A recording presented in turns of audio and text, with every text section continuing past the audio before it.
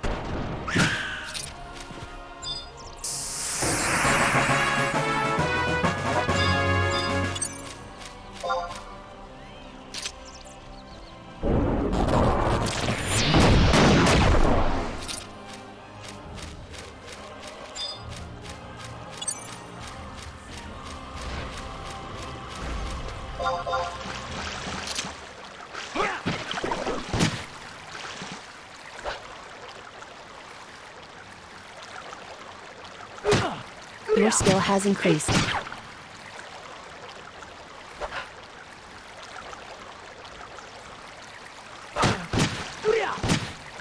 Mystery work, blood work is what I call it, when you really have to lean on them.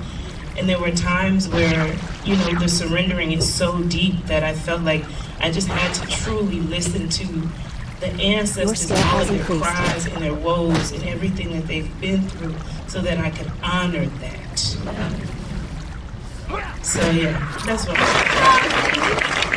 So I've written about a show that's just the character that belonged to me so much in my 20s. And your skill has increased. Healing my own sexual self. You embody so, the character of Shook embodies so much bravery and resilience, truth, triumph.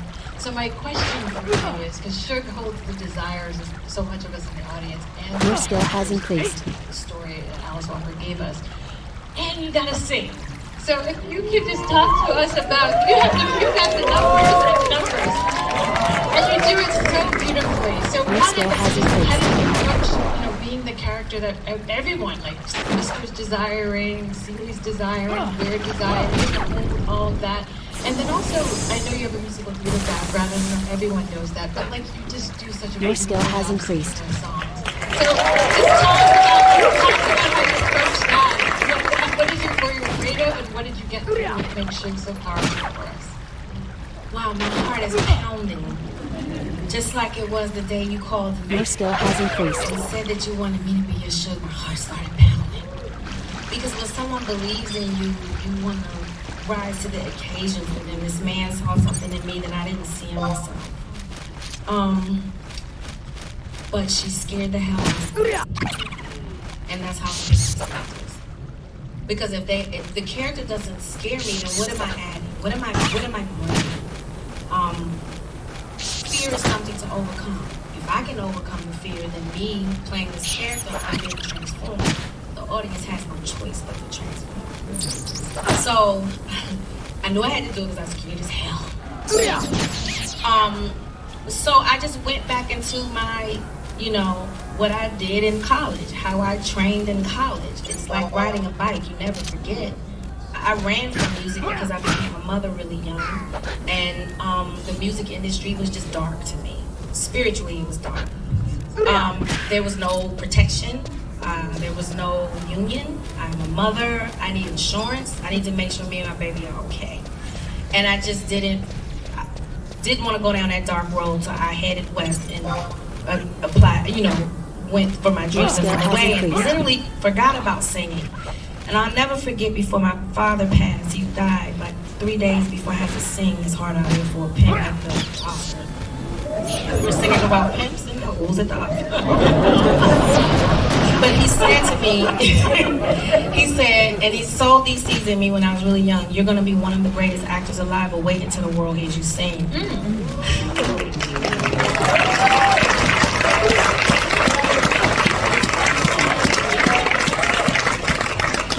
I'm a very spiritual person, and I believe somehow this is because of him. Because I ran from Suge on Broadway, I was so petrified. I was like, I can't pull that off. My voice will never survive 8 shows a week. But she came back the way that I could make her live and thrive. So whatever's destined for you is gonna come, is what I'm trying to say to you. So, cut to, I get the role. I started listening to Bessie Smith. I found Ida Cox, who told me wild women don't have the blues. I found the singer Pygmy Terry, who talked about the Black Sheep's blues. Now you're speaking to me and my character, Suge. So there were nights that I would lay in the tub with my bubbles, that scene and the phonograph, and I would relive that scene, listening to these women sing to me their blues. And I took on their blues, and it became Suge's blues. And that's how she was born. Like, I have a thing where if I don't feel it right away, I put the script down and I can talk to me. My dog thinks I'm crazy. Because if I don't catch it right away, I don't want to project. I let the character speak to me. What we do as actors is very spiritual. You're on set, and that's why I don't pick a lot of roles, because it's spiritual, and I'm all alive and I'm open, and my chakras are open. And I'm letting this character use my body as a vessel to tell its truth. And so when I'm open like that, a lot of energies can't be around me. I'm sorry. Because energy is strong, y'all. And you gotta be particular about who you keep around you. Like, seriously. If they down and they cloudy and they downtrodden, and if they got a cloud around you, hanging around, you think you're not gonna get wet? You gotta be very careful. So I'm very particular about the projects that I take on, because that's spirit. You understand? But I felt safe here by the people and the energies that he chose. I could not wait to meet them. I could not wait, because I knew I was safe. And in order to create and to be uninhibited, you have to feel safe. And you created that space for me. And so I just did what I do. I looked at this script, and I had a lot of people ask me, did you watch the old one? No, because I'm a great mimicker. I mimic really well. I know that about me and my instrument, so I could not watch it. I left it in its classical place in the canon.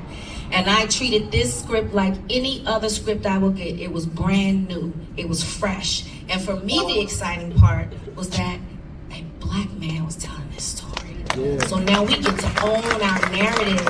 And listen, y'all know I've been doing this. And I've told a lot of incredible African American.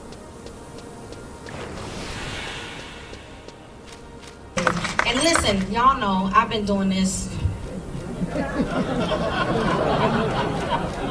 And I've told a lot of incredible African American stories, but there is a difference when we get to tell the story.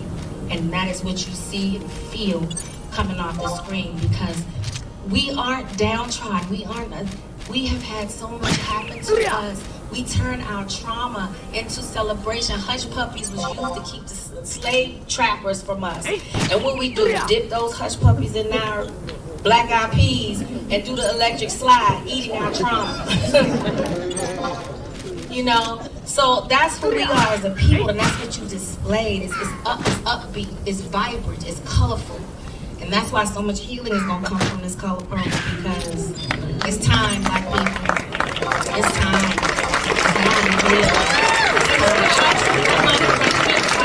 It's healing. So when the movie originally came out, as it was beautiful, it was amazing, stunning performances, and there was a deep backlash against Alice Walker. Her friend Beverly Guy Chef told us about she was the most hated Black woman in America at the time when the movie came out. And you were there. You were part of the movie. I was there going into the Oscars, 11 nominations. Right. NAACP was standing outside protesting as we went in. And it had been a really challenging time. I remember being on the set and Quincy Jones saying that the NAACP, the Urban League, all of these Black leaders were demanding to have the script and demanding to have meetings with them, and they would not hand over the script to them, nor would Alice Walker, did she want that to happen. And it was a lot of pressure. And my position then was this was one story, and Alice certainly had the right to tell it, and this represented one segment of our population and what happens with Black women and men, and it wasn't every story. And I obviously really deeply appreciated the original because it changed my life in so many ways. And so can't nobody say nothing about the original to me. Yeah, and what I find fascinating is that this is another healing moment, right? So for all of you who went through the... What is so great is that now we have, I mean, I think the Deltas are having their own purple carpet.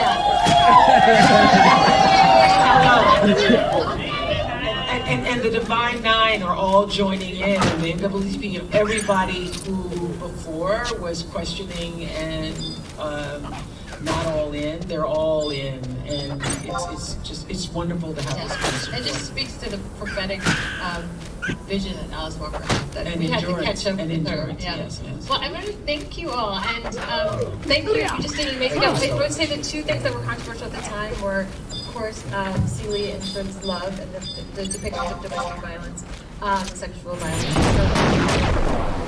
The hours they spent in 1985 talking about that kiss. Hours. And I just think it's a feat to be in this moment with you all. So let's thank you for your tenderness, your kindness. And thank you for just being this amazing journey. Good luck. We're going to be cheering for you. We'll be buying tickets. Thank you so much. Christmas Day, everybody. Thank you so much for your support.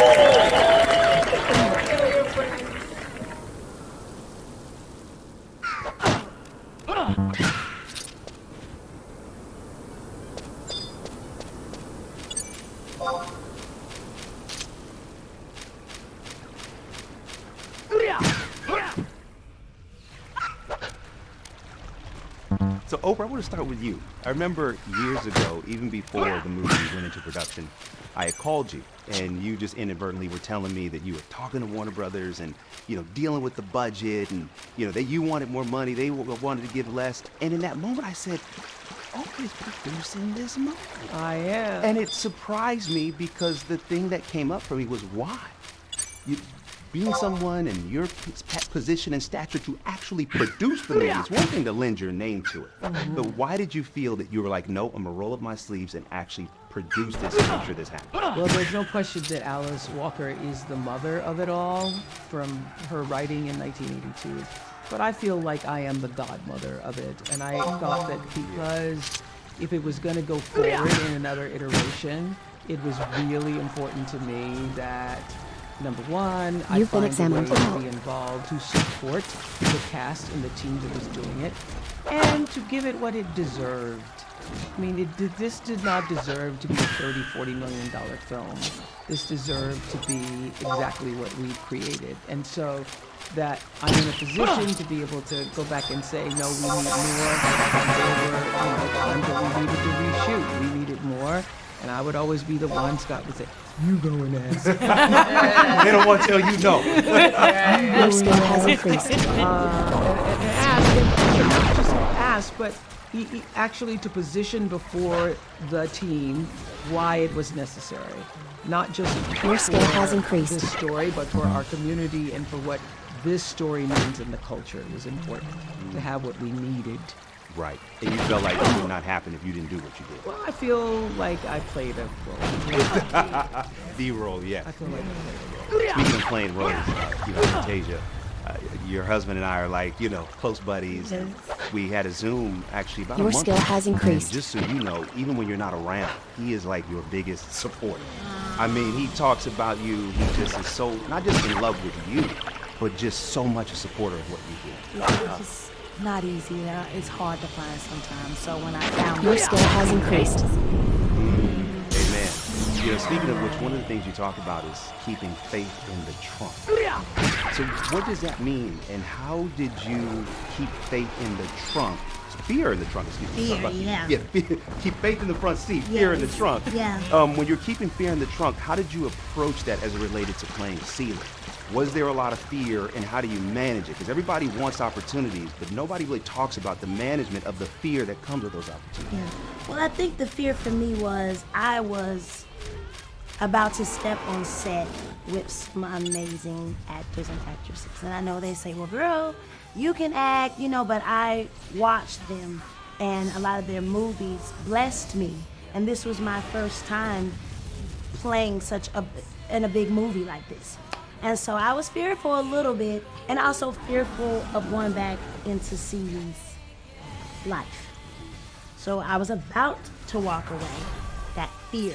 But that's why I say keep fear in the trunk. Sometimes it's good to have it with you, because I think that's what makes us go so hard. That's why we keep pushing. But I was about to allow fear to keep me from stepping into such a role that needed to be played by me because of the things that I had to go through in life and my heart that I have. That's seed. That's seed. The difference between doing the play, Yes. right, and then the opportunity to do the movie, which you almost passed on. Yeah. What got you to say yes? Litz called me, and he showed me what he was bringing to the table this time, which was giving Celia an imagination. And all I can remember was, even when I played it on Broadway, I was thinking, this is just so heavy, so down, and everybody's looking at her like, poor thing. She's being called ugly every day. Poor thing, poor Celia. But she wasn't poor Celia. She was really brilliant. Man. She was the one that held it all down. And they just didn't give her time to speak. And so when he was giving her an imagination, I wasn't. Love that. Taraji, I read somewhere that when you graduated Howard, that you had your son with you, and your father encouraged you to move from DC to LA to pursue acting. Yes, he did. And here you are, starring in The Color Purple, and Shugeva is such an encourager to Celia. Yes. What would you say to someone who needs encouragement in terms of holding on to the hope of their dream? Let me tell you about a dream. A dream is powerful. And one thing about a dream, you don't have to take it from you. It's yours. And so if you believe in that dream, I don't care if nobody else. Let me tell you, when I got pregnant in college, I believed in myself. People thought, oh, she gonna drop out. It's over. It's a wrap. And when I heard that, I was like, watch this. And it wasn't like I was trying to prove something to the naysayers. I was like, why did those other girls drop out? Why? Did they not have an example? Did they feel like they just couldn't do it because they had a kid? Or maybe God dealt me this hand so that I could be the one to encourage women to just, you don't have to drop out. You can still pursue your dreams. Watch, I did it. God didn't make me no better than any other human. I just believe what he tells me. That part. That part. Amen. Yes. Danielle, speak up. Your skill has increased. So this was your first Broadway play that you saw. It's also the first Broadway play that you started. And from what I understand, this is the first major motion picture that you're in. So Your skill has increased. but here's my question. Again, everybody wants a first. But what goes into managing the stress that comes along with so many amazing firsts? Knowing that God won't put more Your on skill you has increased. that you can push through, that you need the trials and tribulations so that you can appreciate when you do receive these moments. You know, I could have never imagined this journey to happen the way that it has. And I've had some moments. This business has not been easy to navigate, coming from South Carolina, a small town, not a Hollywood girl, learning how, coming out of Juilliard and figuring out, do I keep my hair straight? Do I make it curly? I'm dark skinned. Will that work in this industry? Do I get bigger to be the funny big lady, or do I get smaller? I was really struggling to figure out who I was. And it wasn't until, you know, getting into Orange is the New Black and seeing so many multiple women that look like me, knowing there's room for all of us. And that's what this is again, another moment of there's room for all of us. And I'm so excited for generations, whether you're younger than us or our age or whatever, to know that there is space for you, that you can find your dream and achieve that thing that you want, even if there's someone doing the same thing or similar thing that you want to pursue. But this journey, I have to say, you know, Miss O talks about being the godmother of the color purple. Well, I feel like Cinderella. Let me tell you, when that clock strikes 12, honey, I'm keeping that carriage, I'm keeping the dress, I got the shoes. Keeping the shoes. Everything, honey. It has been that for me. Amen. Your skill has increased. You know, growing up, The Color Purple was my favorite film, still my favorite film. And, you know, seeing this reimagined, it's very hard to top that, but you all did a brilliant job doing it. Yeah. One of the things, as a middle child of 3 boys, my father died when I was 9 years old. Your skill has And so increased. seeing the movie, as a kid, I felt unseen. Because I'm this middle child, you know, I felt like, you know, nobody wanted me, that kind of thing. But when I Your saw skill it, has increased. wait a minute, there is a purpose, and love does win. Why does this movie, this book, the original movie, the Broadway show, this film that's getting ready to come out around the world on Christmas, why does The Color Purple help the unseen feel seen? Because it's anointed. Yes. It's not. This is the anointed time for it, not just the appointed time. This opening on Christmas Day is an anointed time. The fact that the strike ended, our movie is opening on Christmas Day. It's all prayed up. We all knew from each of us undertaking it for our own reasons that we were stepping into something that was bigger than us. And I can tell you from whatever space Alice Walker was in 1982 when she wrote and released that book, the energy of her family, the ancestors, all fully present still in that work of art, that piece of work that has now moved 40 years forward. And we are just vibrating off of the energy of that. And all that message was meant to bring has now been compounded over the 40 years. And we get to move that forward as an offering to the world. And it is blessed. Do you hear me? It is blessed. There is not one of us who has been a part of it who hasn't been blessed by it.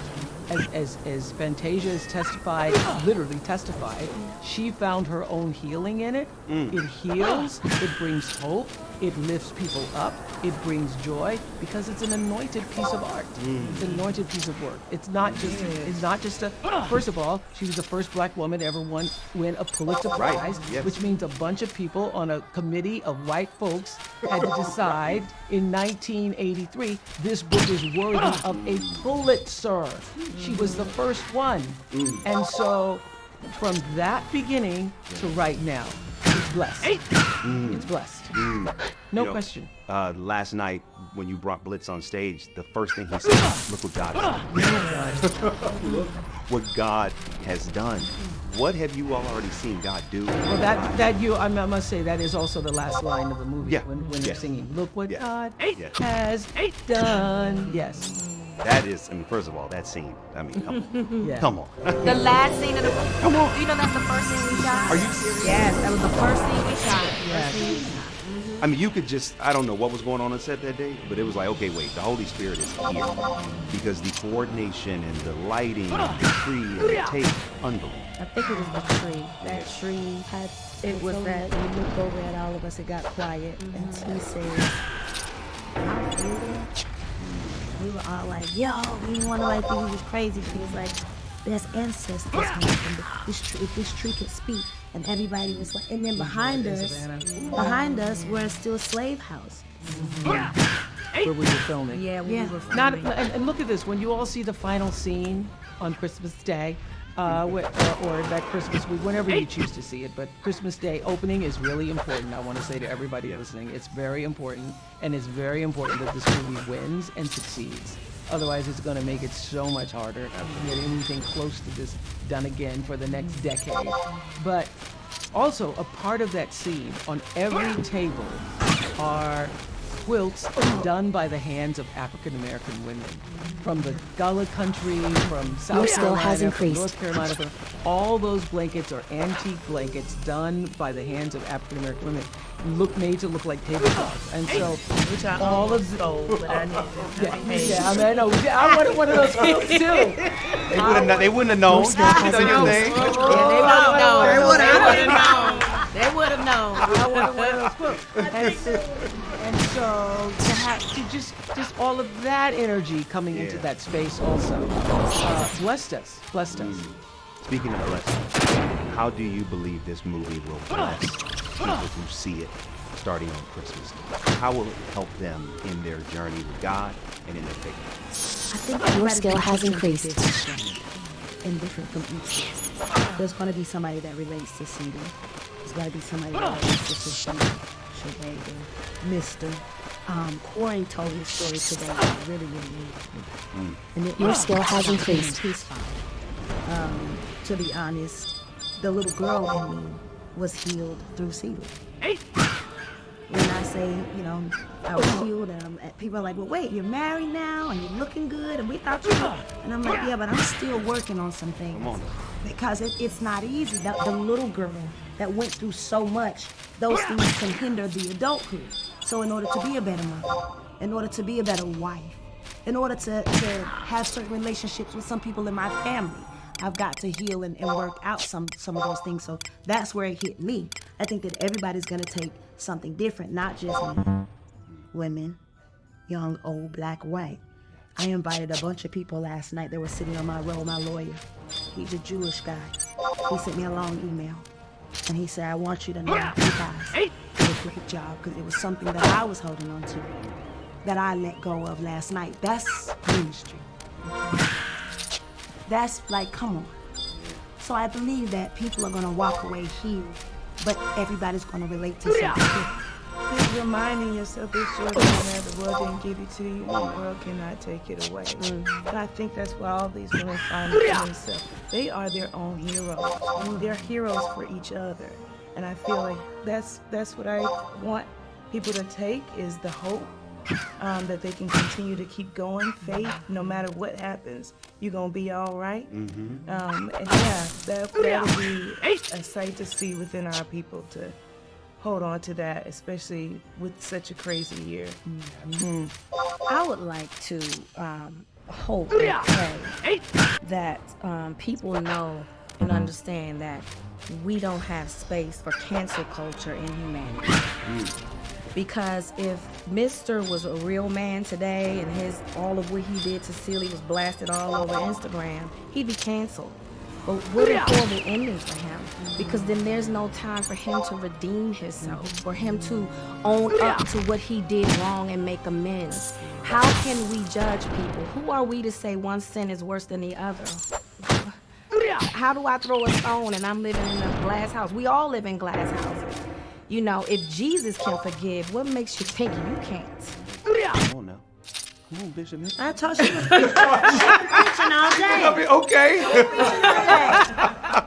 All right. Well, this last question, maybe for you or whoever wants to jump in, but your famous story about how you became a part of The Color Purple is one that always just brings me to tears. You know, just the idea of you wanting it so badly, you know, being on that track at that weight loss facility, Yeah. and being in a place where you just said, Yeah. I gotta surrender let all. I gotta surrender. I surrender all. Mm.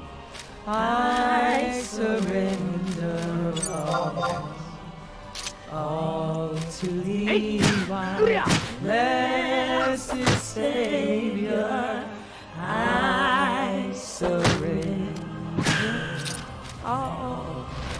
I was singing that song, praying that song, singing that song, and when I finally let it go, the woman runs out and she says, there's a phone call for you. And it was Steven Spielberg calling to let me know that I should get off of the weight loss hormone and come to the Amblin offices. And so that moment of surrendering, that taught me that you do the work, you wish, you pray, and then you let it go. You just surrender all.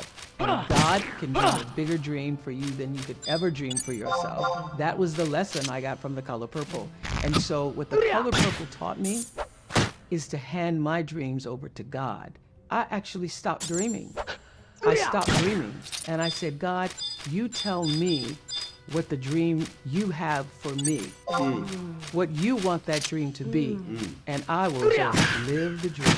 And so if you ask me how am I doing right now, I'm living in God's dream. Yes. I'm living in God's dream. Well, clearly, you I'm know, living in God's and that power of surrender. 40 years later. 40 years later. And being able to, you know, give this movie to the world again. Yes. And hopefully audiences will be able to take that away as well. Yes. You know, to be able to take away what the power of surrender can do in their life. I got a tattoo. After hearing her story and my own journey of having to surrender to wanting The Color Purple so badly, the same way you did. It's just when you see that, when I get to see her, not on a screen, but get to share this with her. I wanted Color Purple just as badly on Broadway. And I watched your masterclass. And that was what I needed to let it go. Because I had been auditioning for shows and hearing no. So after I got it, got a tattoo. I did. When Danielle got the part, you surprised her with the news. It was always Danielle for me for this role. And I will have to say, I feel blessed beyond anything I can actually express, to have lived, to be able to pass Your it skill out. has increased. It's a wonderful thing. You know, a lot of people, they don't want anybody else to do it better than they did. And they set the record, and they don't want anybody else to break the record. And Your skill has I increased. feel so blessed that I get to pass it on to somebody who's going to carry it How forward. generous is that? Yes. That's so generous because, like you said, there's so many people who would not be like that. Yeah, they just want it. They want to hold it for themselves. But that's the spirit of all of us. All of us feel that way about each other. Is that I want you to win. I wanted them to win because this experience for me, as I've said so many times, was so life-changing, life-altering, and I know that there's layers of it. There's being in the movie, and then there's everything that comes with that. And I so want this for every one of them. I want this purple experience to lift them up and allow them to continue to rise. That's what I want. And we When Danielle got it, she said she wanted me to be proud, did she? Oh my God, yeah. Yeah. Oh man, listen. Again and again. they're amazing too. My God. Well, My God. listen, they We give can't get through an interview together. Somebody. It's me this time. Hey, that's all right. That's all right. That's all right. Y'all, listen, we could talk. We have church every time. It's not me With next you, time. Reverend Franklin. You got it next time. Next time we gonna see. I'm not cracking. Listen. Y'all, they giving me the side. We gotta get out of here. But God bless you. May God keep you and just use you. That's my prayer. And I just pray this movie generations to come, the same way that the original film did. That this film will inspire young boys and young girls like me who needed help in a moment to feel seen, and this movie did that. We say go with a friend. Don't go by yourself. Yeah, go no, with you a gotta friend. go. Bring with the tissue. family. Bring tissue. Go with a friend. See it with some other people. You need to be seen in communion with other people and let it lift you. Yeah, you're gonna laugh, you're gonna sing, you're gonna dance, you're gonna cry, but you're gonna leave you feeling full of hope and joy. Come on now. Amen. And when I say, Amen. I will.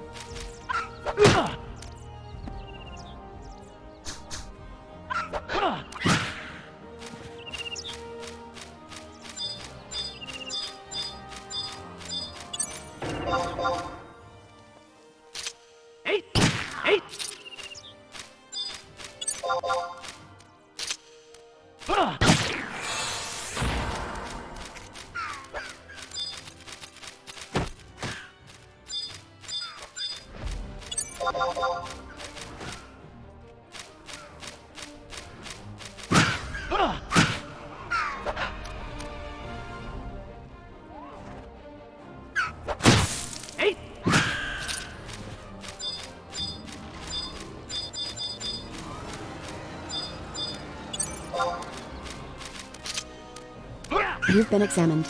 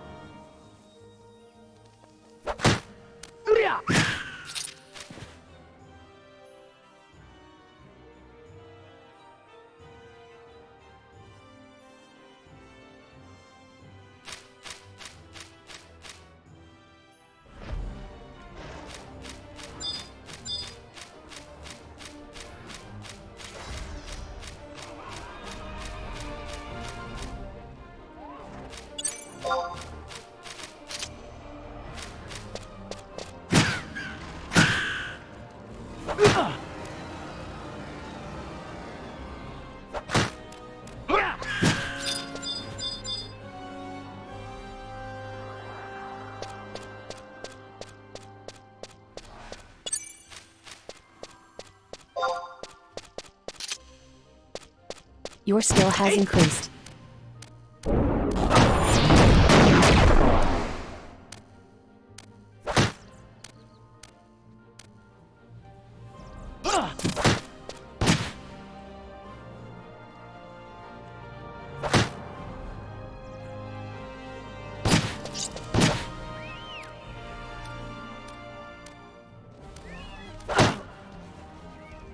Your skill has increased.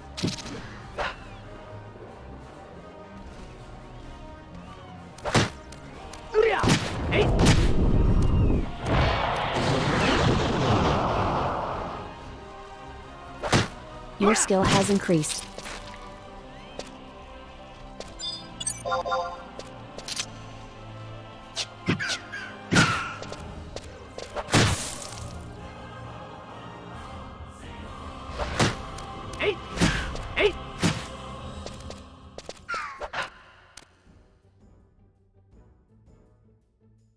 Your skill has increased.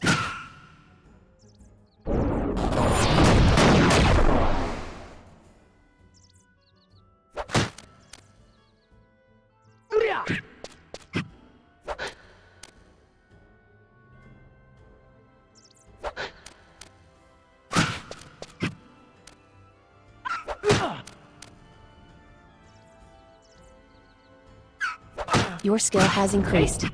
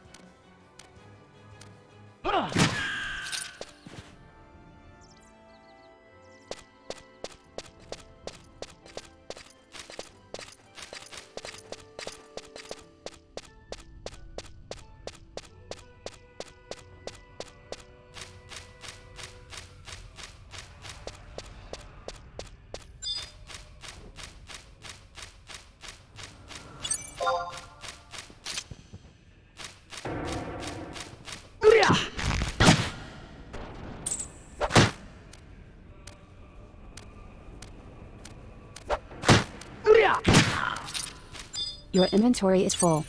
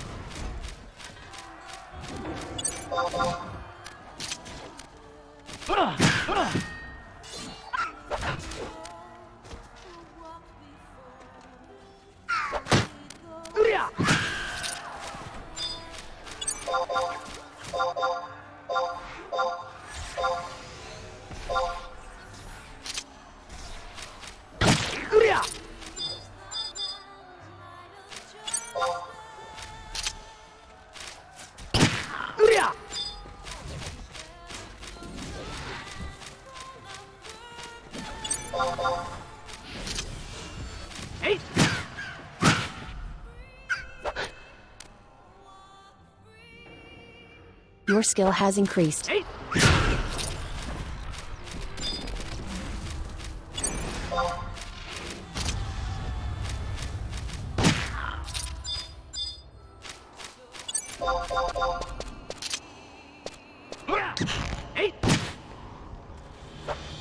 Your inventory is full.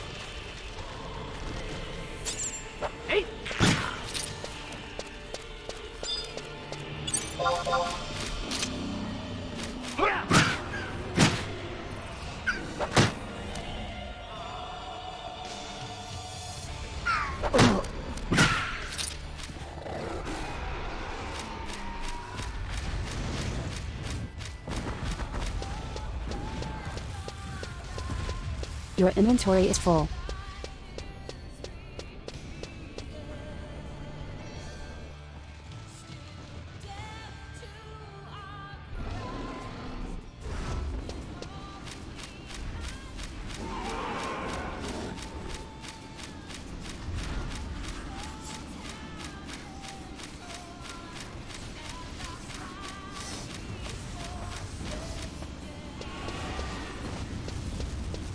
Your inventory is full.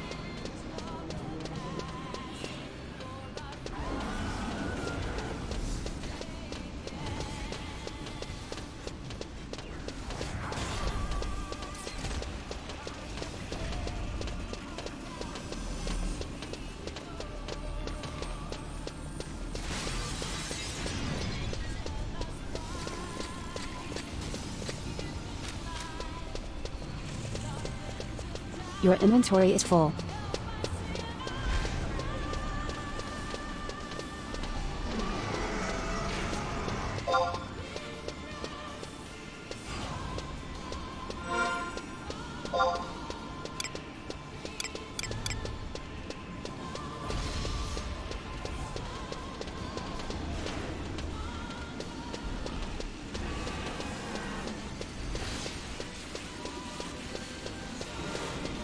Your inventory is full.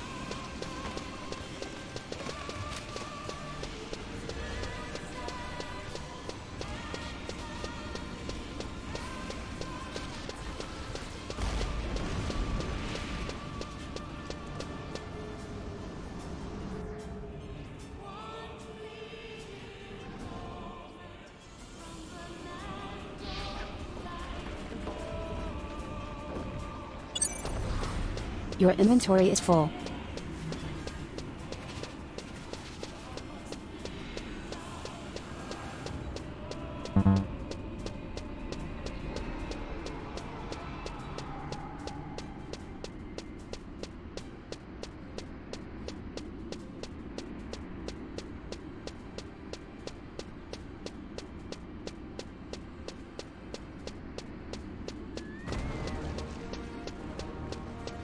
Your inventory is full.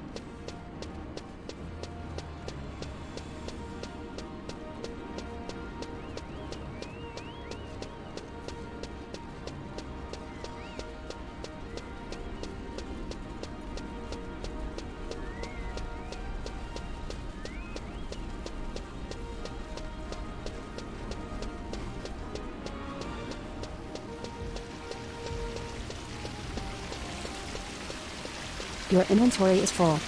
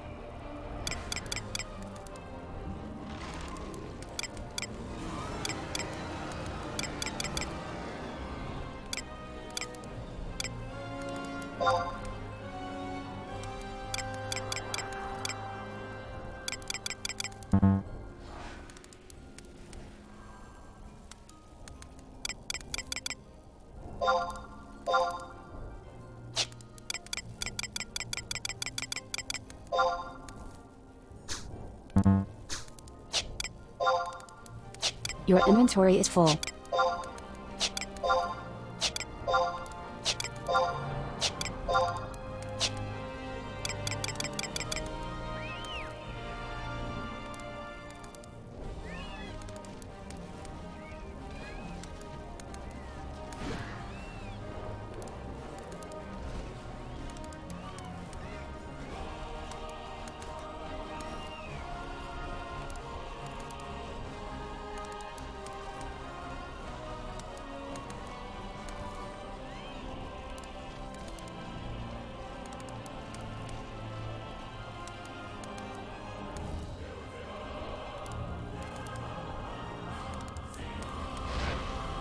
Your inventory is full.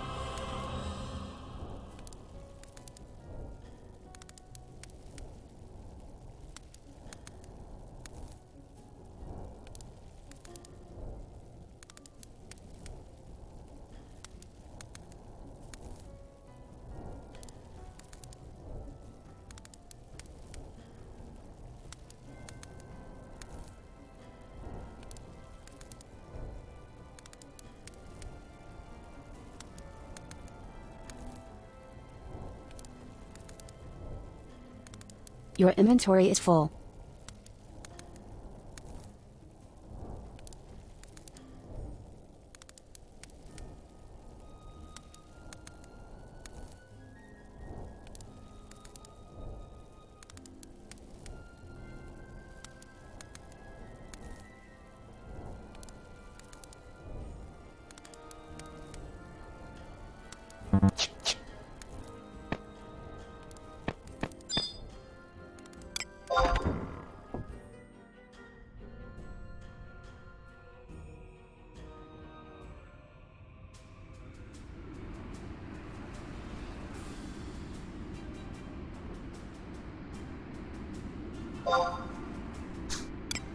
Your inventory is full.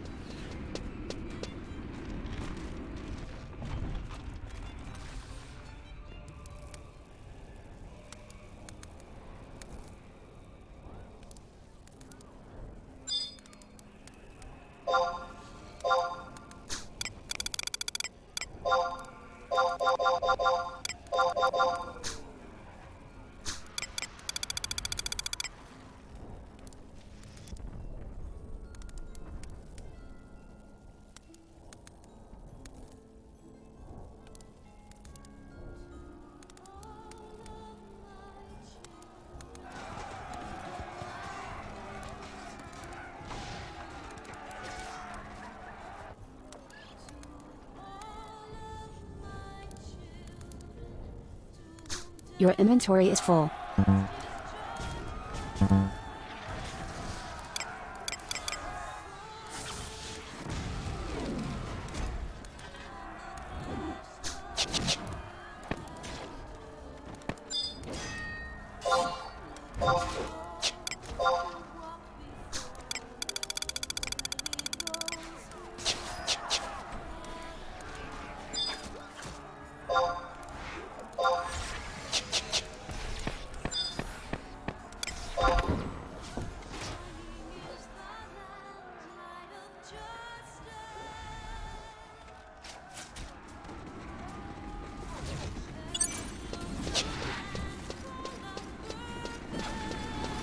Your inventory is full.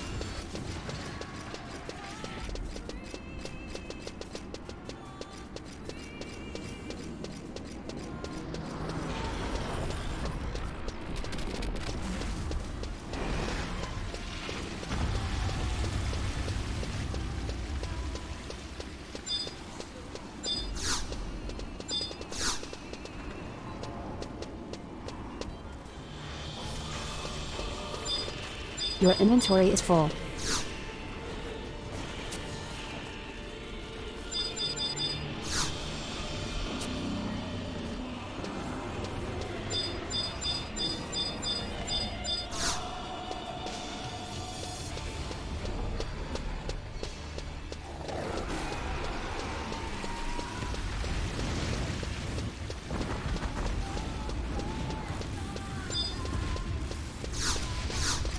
Your inventory is full.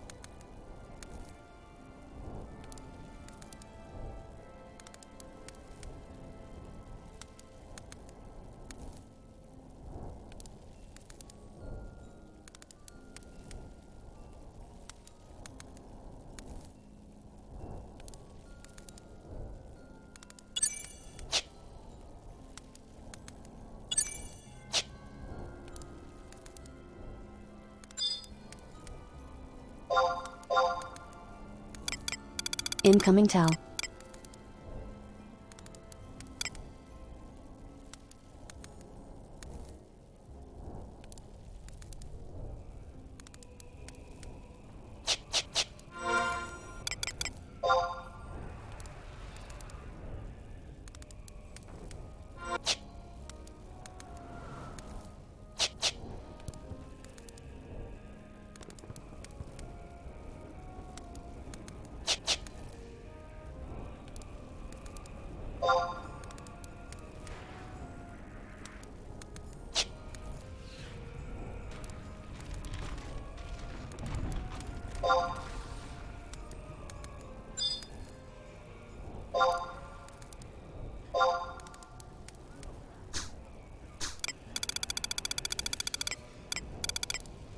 Incoming party invite.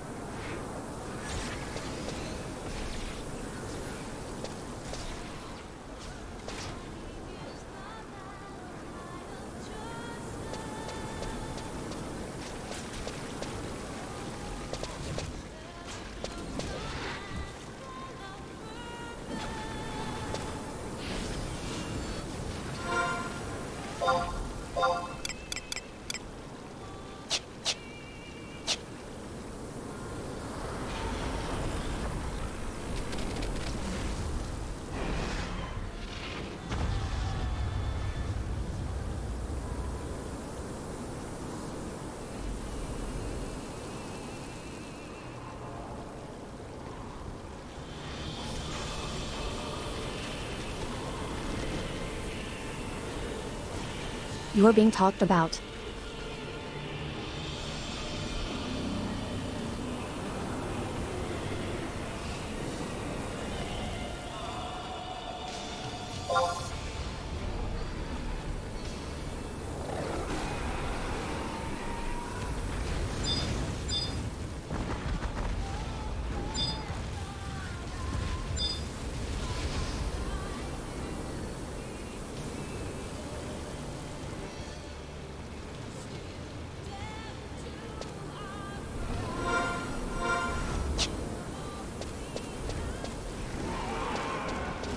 Your skill has increased.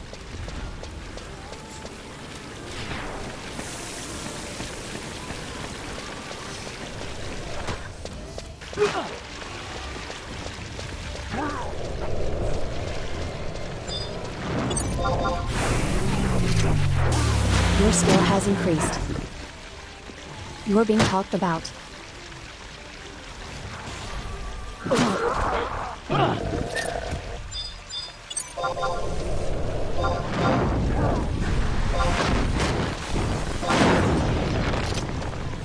Your skill has increased.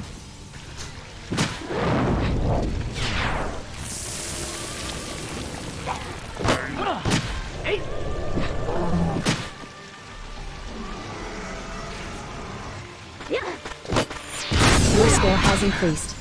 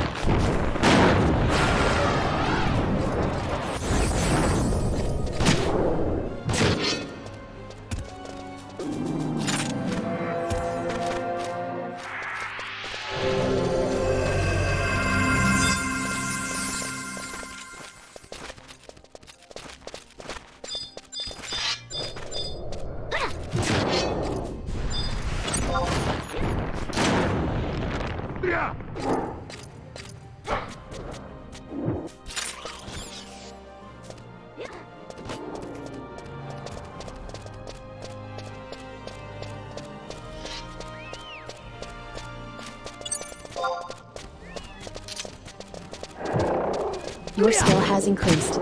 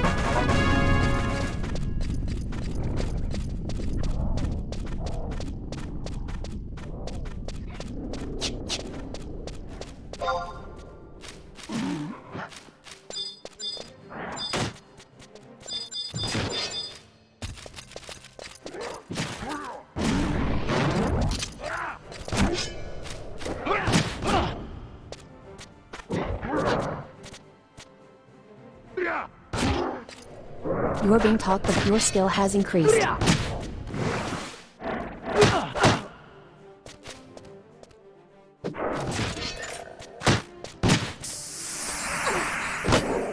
Your skill has increased.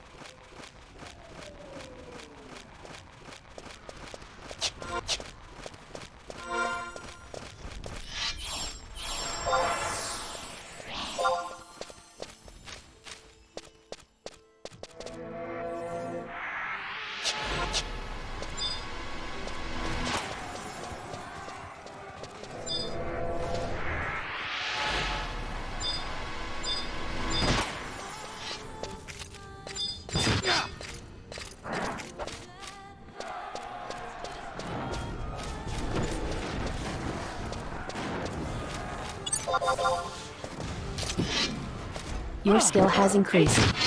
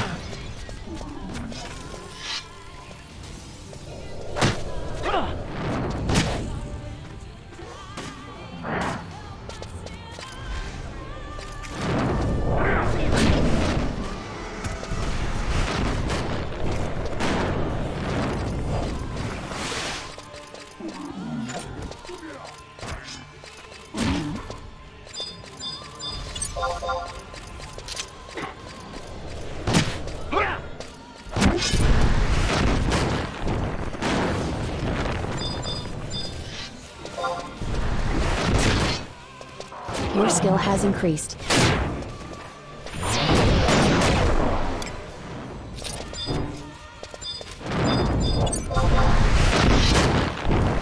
Your skill has increased.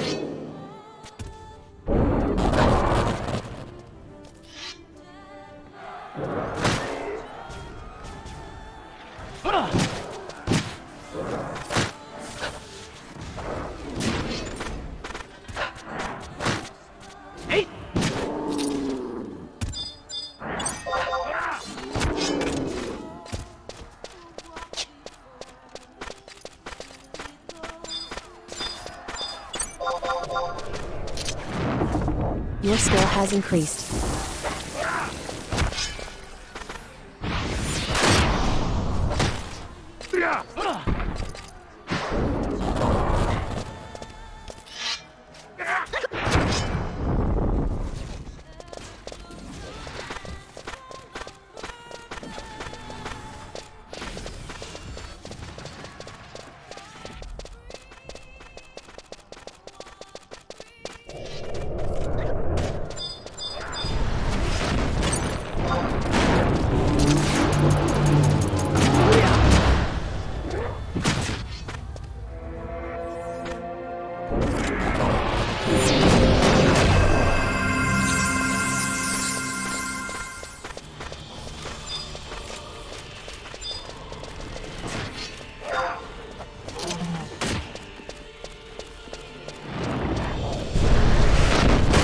Your skill has increased.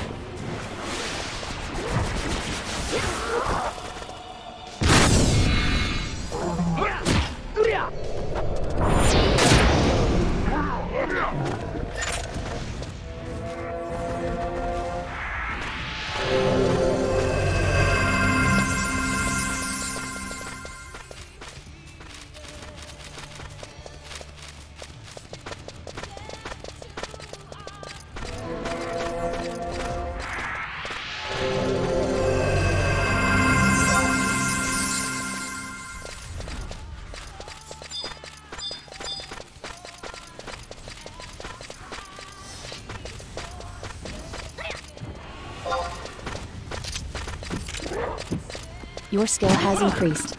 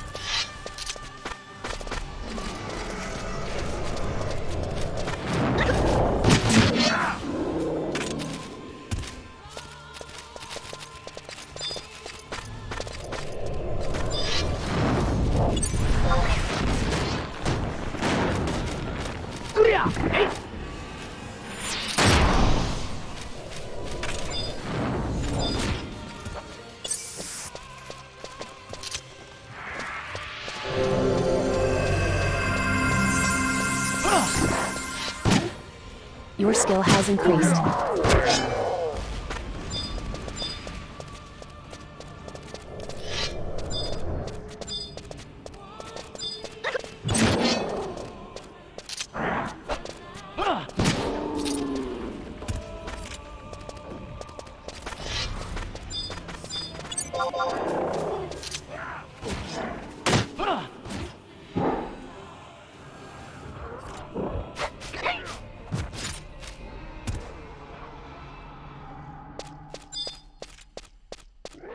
Incoming tell.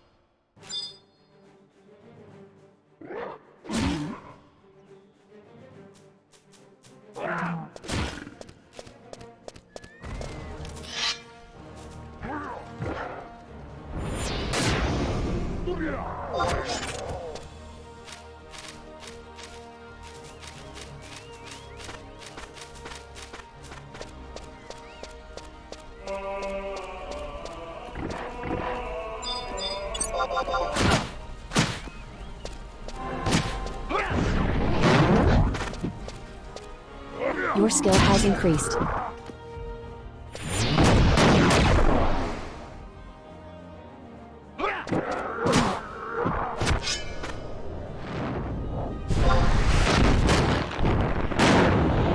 skill has increased.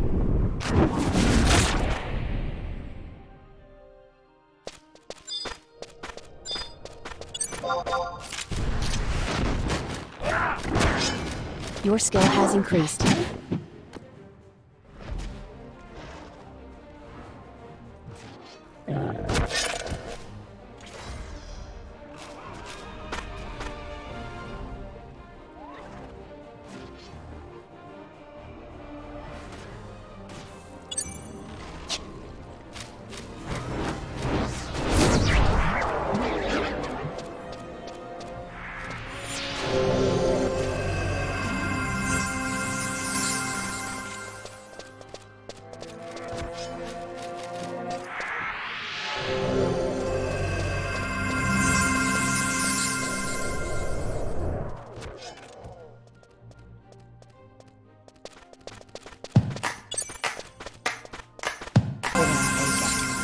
To make her happy. She is a woman of color who has paved the way for herself, who has shown us that you can do whatever you want to do as long as you put your mind to it.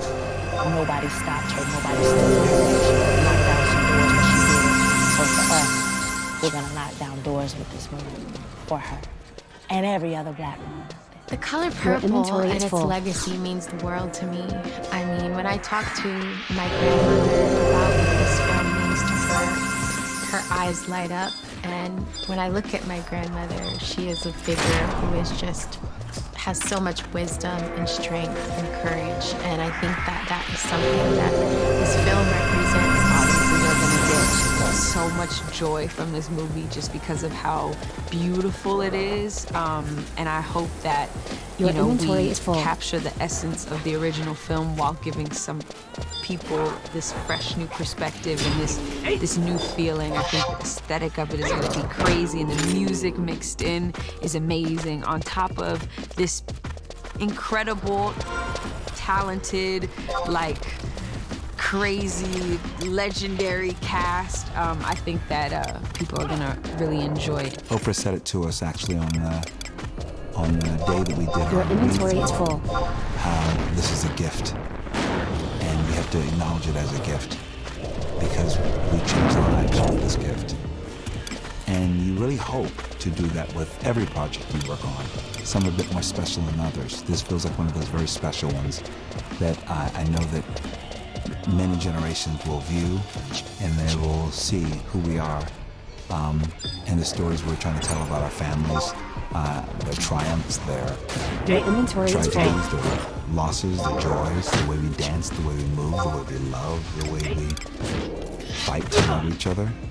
I think it's a tremendous legacy. I really feel like Miss Winfrey really stamped Sophia as one of the most iconic roles in America's cinema. Like, what she did with that character, she left such a great blueprint for me to follow and has really made my job much easier. Between her Your inventory and is the full. words of Alice Walker, it's really just made, my work much easier to get into Sophia and discover who she is. The color purple holds a solid base of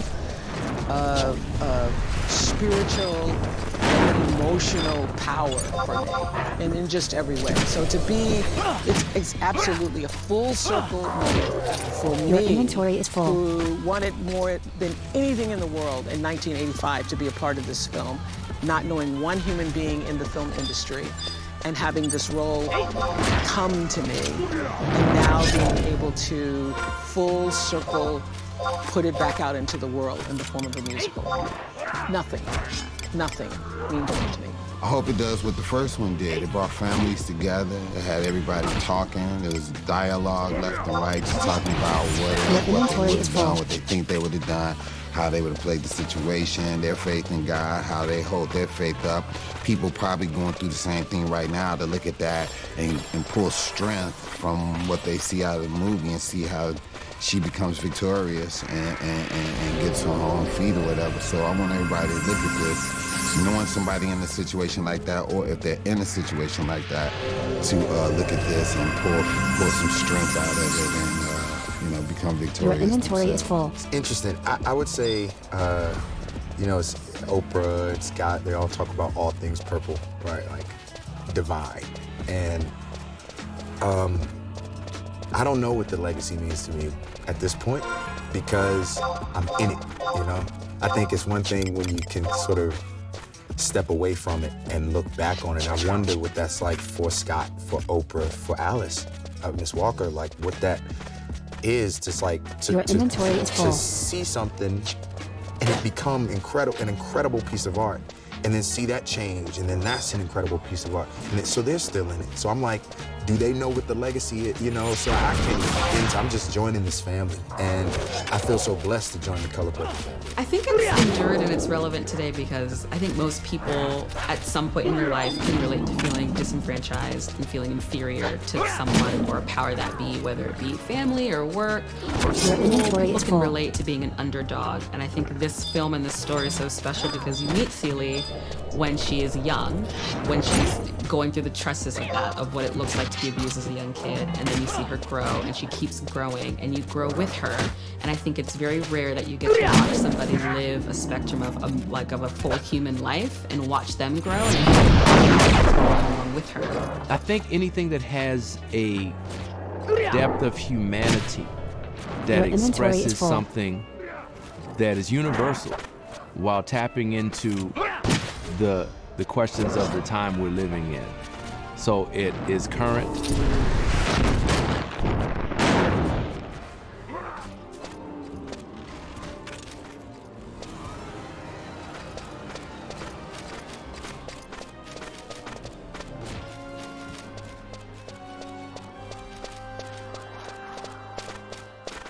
Your inventory is full.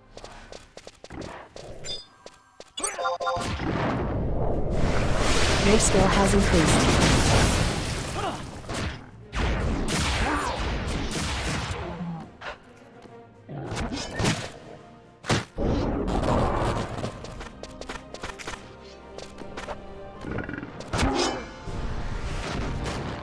Your skill has increased. Your inventory is full.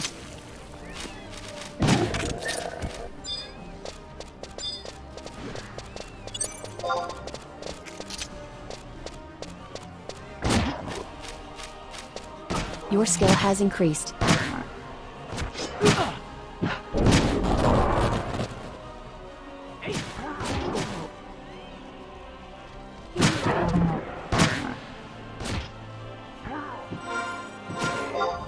Your inventory is full.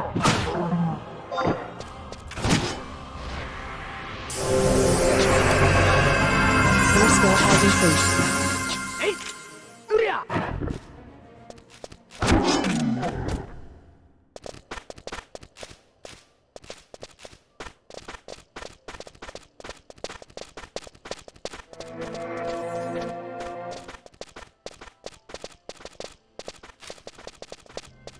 Your inventory is full.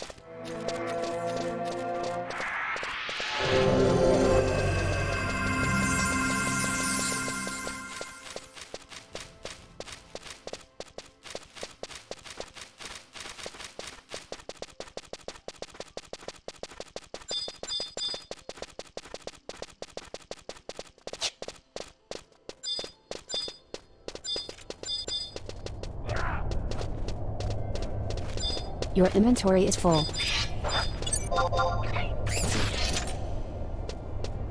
Your skill has increased.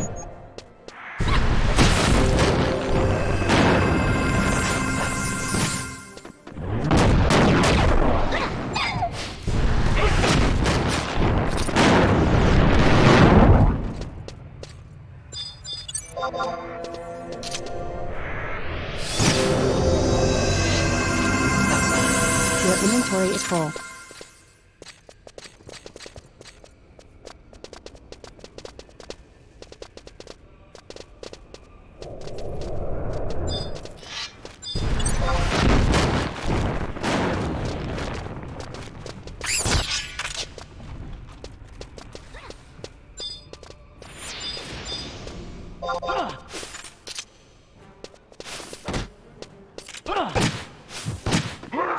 Your inventory is full.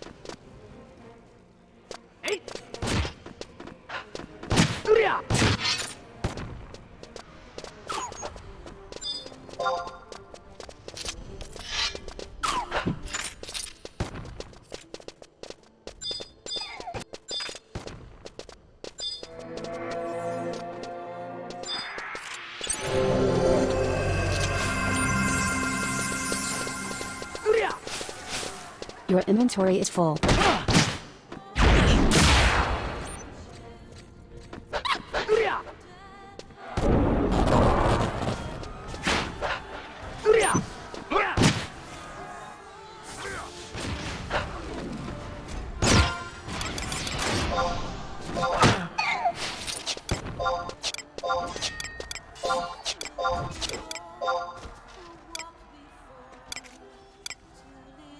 Your inventory is full.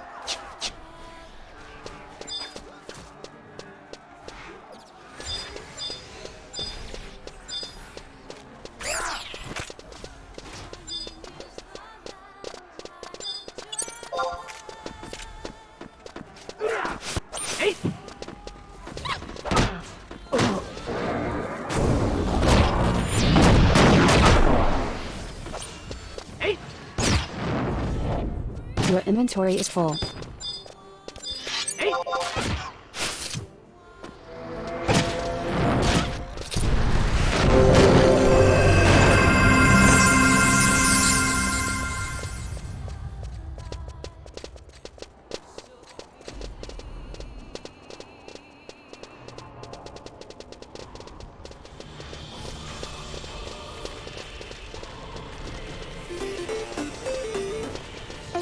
Your inventory is full.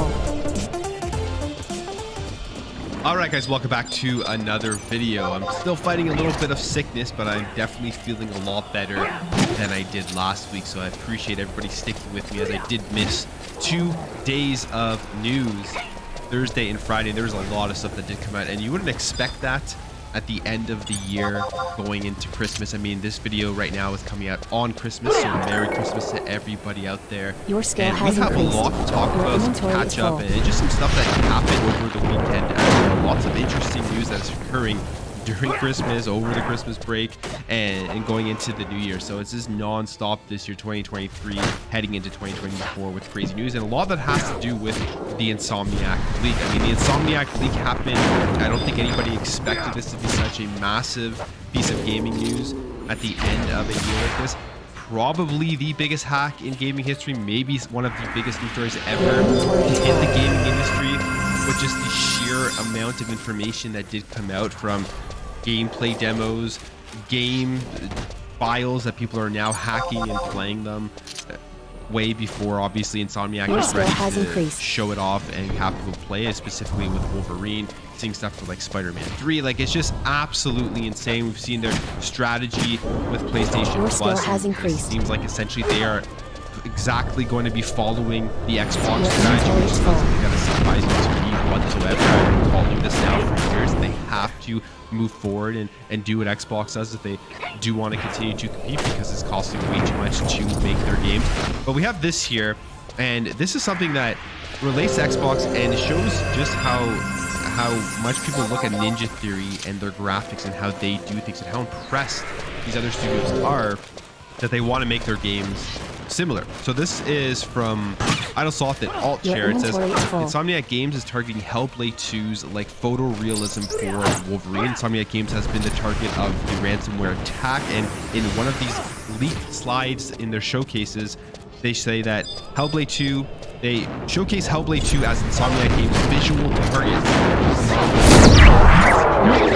They want it to be in line with what Hellblade 2 is doing. And we've seen Hellblade 2 now graphically. We even saw some combat, thankfully, at the Game Awards. And it looks like it's going to be one of the most visually stunning games that we get this entire generation. It may end up being the best looking game based off stuff that we are seeing. So it's not surprising that a lot of studios out there are going to use Ninja Theory and Hellblade 2 as a target, just because of how incredible things look, what they're doing, and just their methods where they're going out and like scanning environments and stuff. So we'll see if they're going to do similar stuff now with Wolverine. But we also saw the leaks of the Wolverine game and the character, and I mean, it doesn't really seem like it is that close. We'll see if it ever ends up getting to that point when the game does eventually release. They also say here that Ninja Theory, the developer of Hellblade 2, has showcased impressive character models in the recent trailer demonstrating the game's commitment to achieving realistic visuals using motion capture and photogrammetry. So lots of praise there for the things that Ninja Theory is doing with Hellblade 2. All right, let's jump over here and let's talk about one of the biggest rumors to hit here at the end of the year. And if this does end up coming true, I will be Your pretty inventory is excited full. for this, and it'll be a huge, massive W here for Xbox, and for a couple of reasons. The rumor here is that id Tech or id Software is creating a Mandalorian game, which we don't have any evidence of this being the case, but this is all just, take this with a huge grain of salt. It's all just major skill has speculation. This increased. comes via ecstasies on Twitter, but there really isn't anything here to Your back it inventory is up. full. But it says that this news comes from leaker ecstasies, skill who has has heard increased. rumors that a new Star Wars game from Doom developers could be targeting a 2024 or 2025 release. 2024 would be shocking. 2025 I could kind of see if it's been in development for a while. They come out at an Xbox developer skill direct has or the increased. Xbox showcase in the summer, and they show off gameplay. They have a lot of stuff to show about the game, and then they announce Your it for inventory is next full. year. That would make more sense, but it coming out this year would be an absolute, unless it's like one of those shadow drop style of games, which would be insane.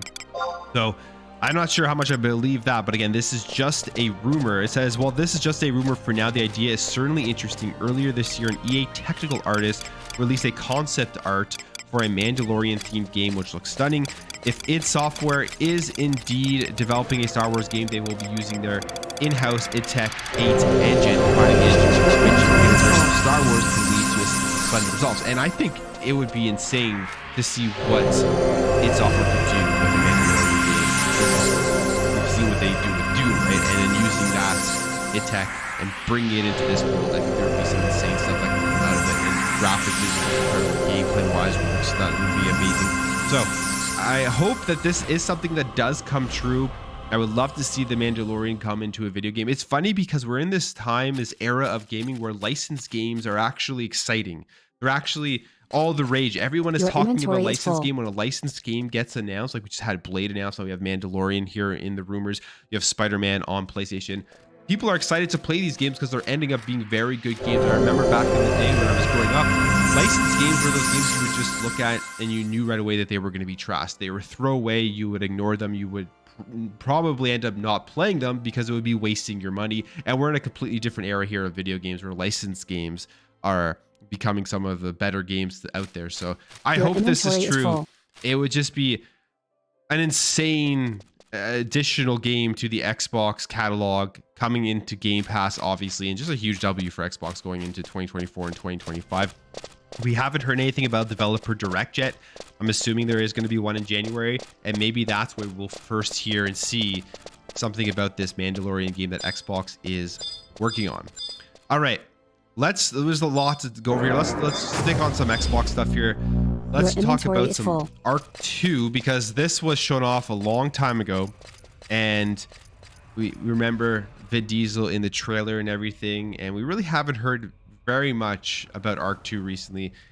It said it was supposed to be coming out in 2024, but again, no gameplay, no real major updates for the game, so it seems like it would be going all along the lines of being delayed, but that looks like it won't be the case. It says here, Arc 2 is still planned for release in late 2024. Snail Games CEO Your Jim inventory is Tsai full. says. During a speaking appearance at the NobleCon 19 conference, Tsai reconfirmed that the game will be coming next year. He described it as Snail Games' next masterpiece.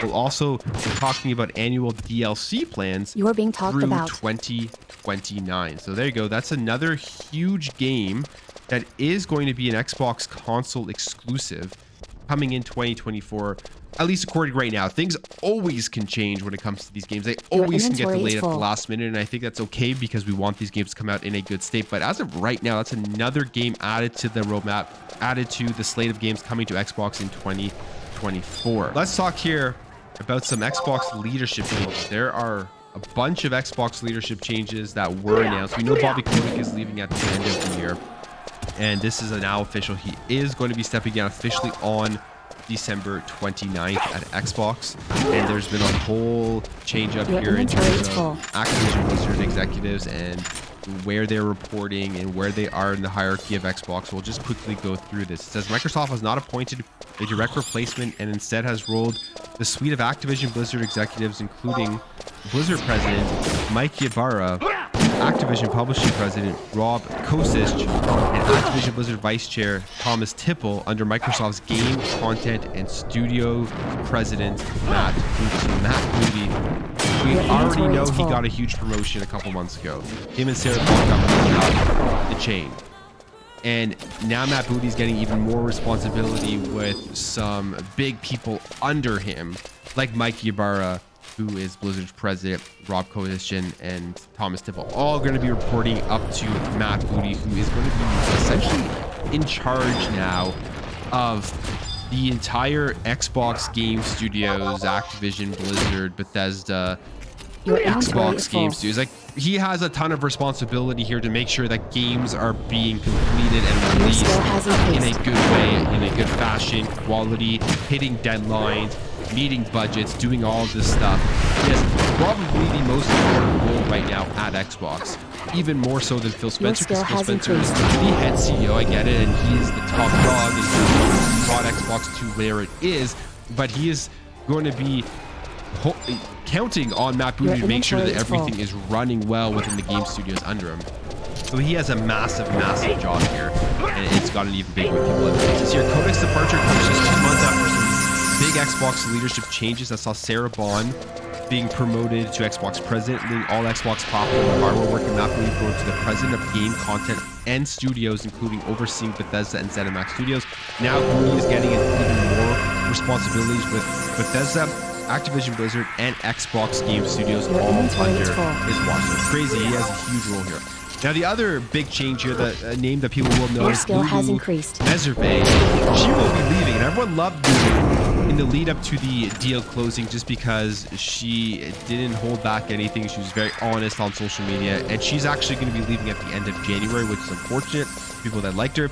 And Humam Sakhinini, I don't know how, forgive me if I said that wrong.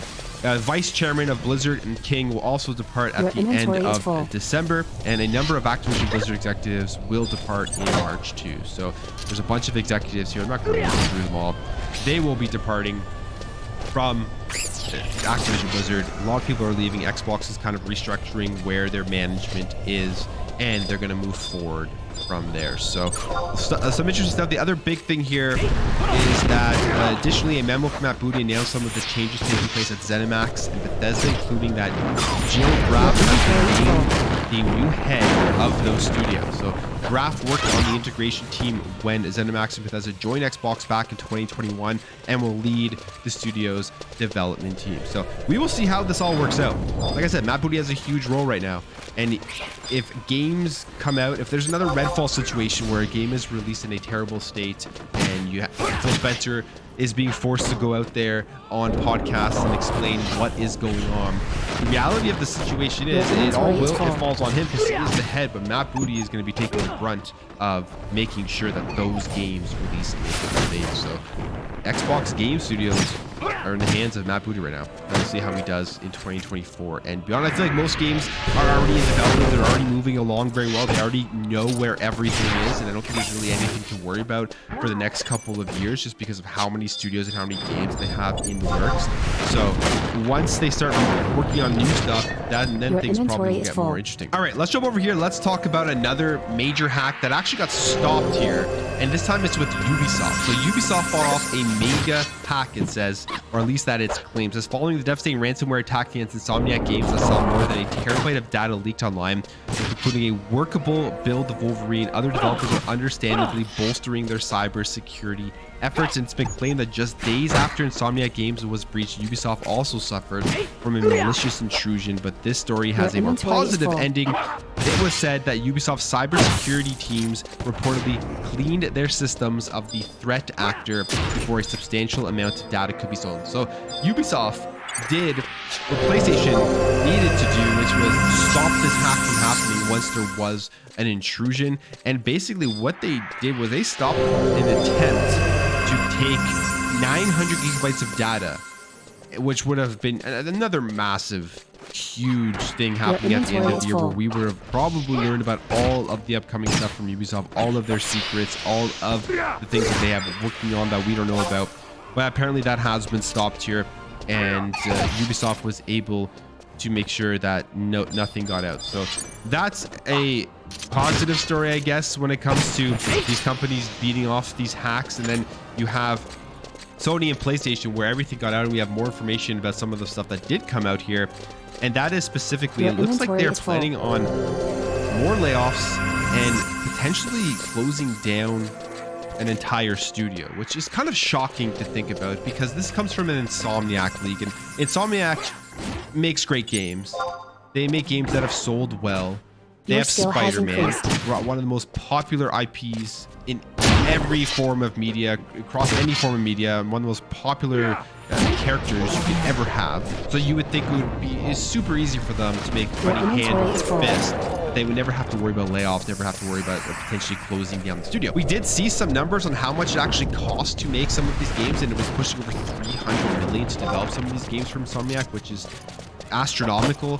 And it really kind of makes me realize that all this time where I've been saying that the development costs for games are increasing so much, PlayStation has to expand out their ecosystem and have to reach more players, because it's just going to be Your unsustainable inventory to is full. continuously make these games. I was saying like $200 million plus to develop these games. It's become unsustainable. If they're at 300 million plus, the fact that they haven't expanded out their ecosystem yet, to me, is kind of crazy, but it looks like that's probably what they're going to be ending up doing. But all of this is leading to the fact that they aren't making enough money to be able to sustain what they're doing, to be able to sustain these games and their employees and their studios. And this kind of all has come out in this leak. It says here, Your Sony inventory may be is planning full. layoffs for various PlayStation studios, including Insomniac Games. The documents found also suggest that there could be one studio closure. The specific information relayed originally by Kotaku about Sony's plans for PlayStation studios was discovered in documents from the extensive ransomware leak that targeted Insomniac Games.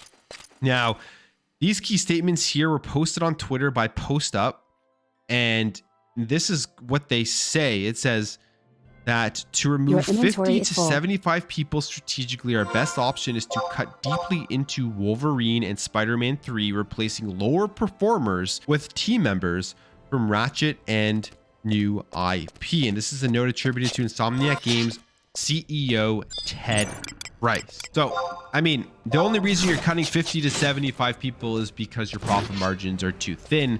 They need to be able to increase those profit margins for investors and for big corporate guys. And so, yes, why they have to do this. If games weren't costing as much for them to make, they probably wouldn't have to be cutting 50 to 75 people. I think that's kind of the simple situation. They're going to be spending $300+ million to make Wolverine and Spider-Man 3. Something has got to give, because it's going to be very, very hard to make enough money off of those projects, even if they sell millions of copies. It's just an insane amount of how much it's costing to make games now, specifically at PlayStation. One of the most interesting things we did see was the huge profit margins that were from like the remasters and remakes that they were putting out versus the newer titles. And that's exactly why they continuously are putting out The Last of Us remake and remaster, and they're going to keep putting out more remakes and remasters to fill in gaps while we wait for those newer titles to come out for Spider-Man 3 in the future and the X-Men game in the future. They have to fill in those gaps and make some more money, and that's why they put out remakes and remasters, because the actual cost to make those games is far less. So all of this is all coming out in these leaked documents. It's not really that surprising. I mean, I saw this writing on the wall now for years. I would say even from the beginning of this generation, I saw this writing on the wall. Now it's all really coming out here in plain sight that, hey, most people who were spouting this were probably right, and we're going to continue to see PlayStation expand and expand their reach, expand their access. More people are going to be able to play PlayStation games from more devices, and at the end of the day, that's just a great thing for gamers. So I'm happy that that's happening. I'm actually happy that it looks like they're going to be copying strategy.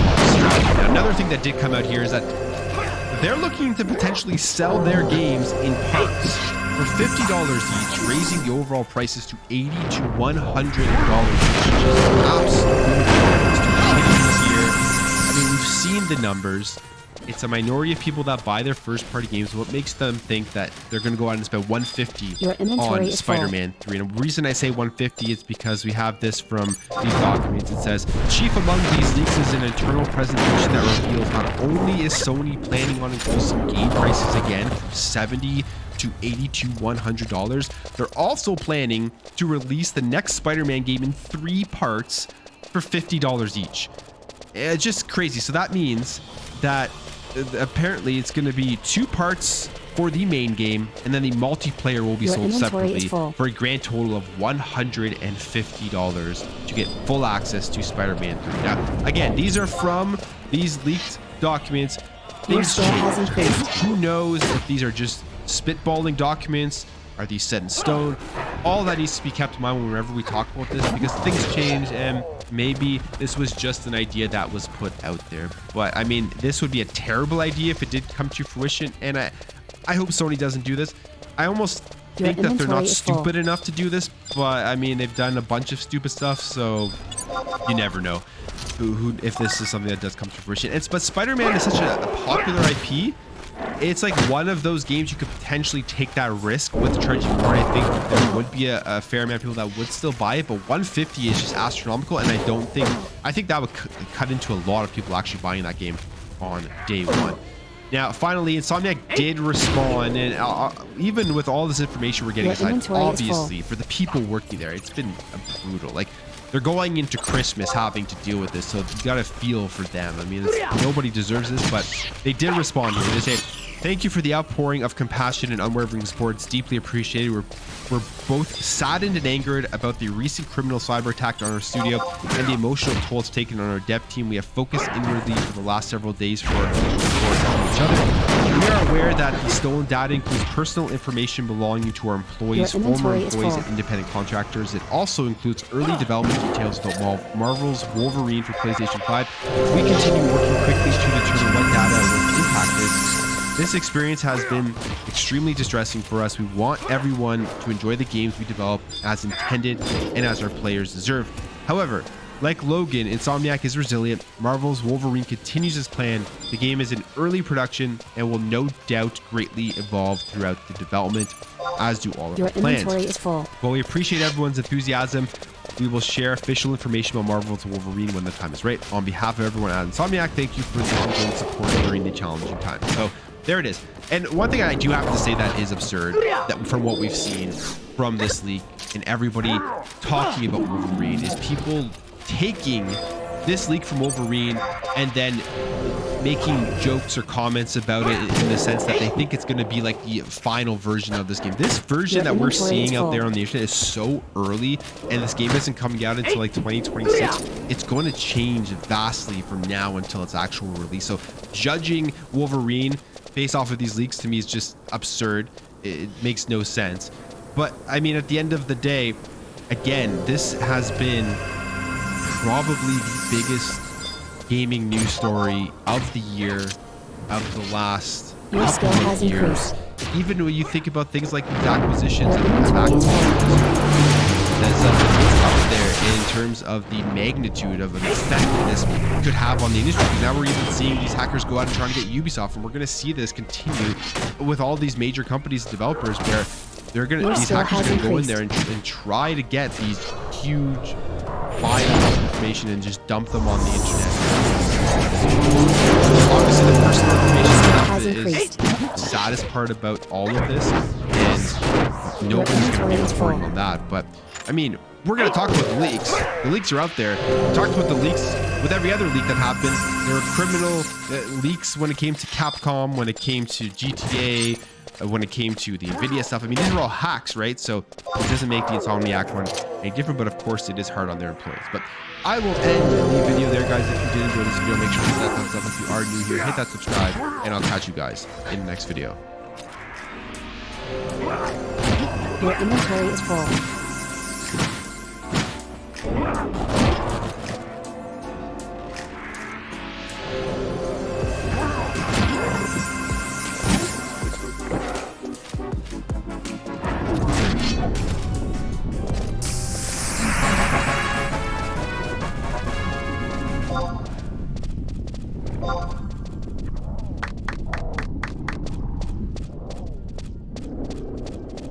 Your inventory is full.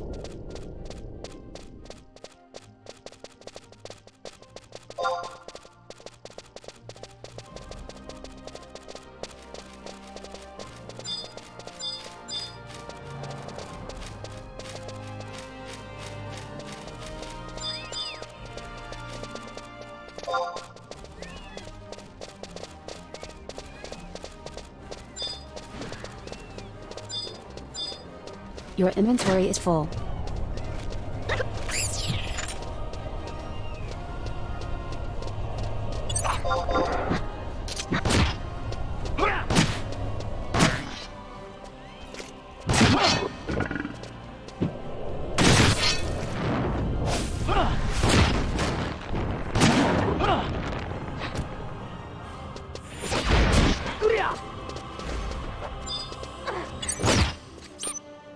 Your inventory is full.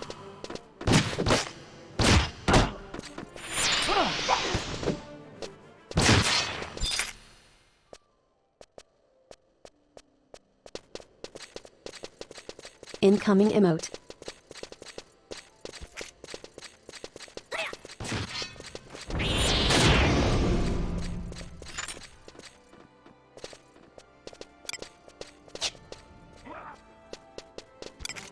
Your inventory is full.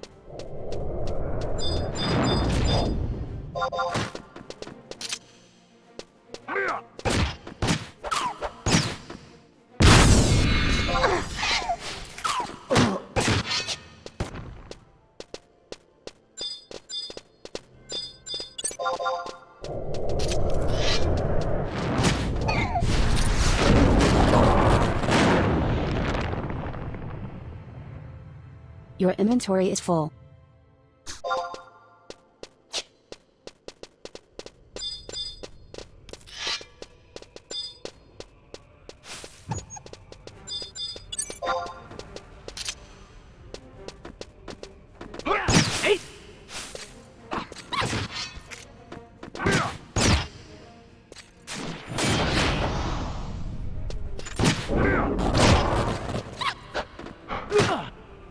Your inventory is full.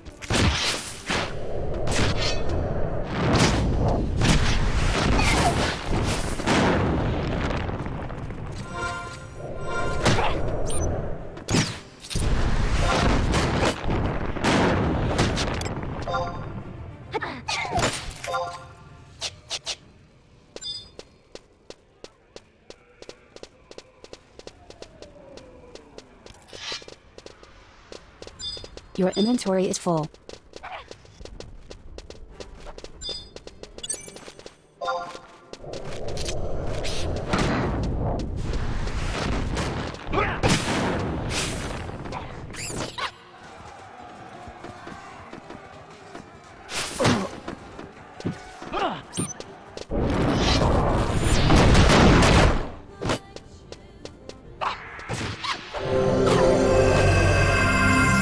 Your inventory is full.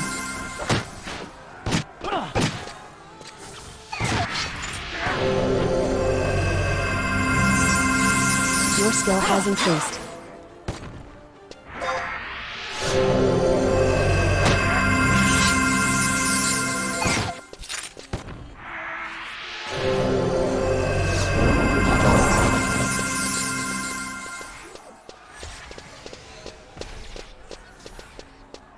Your inventory is full.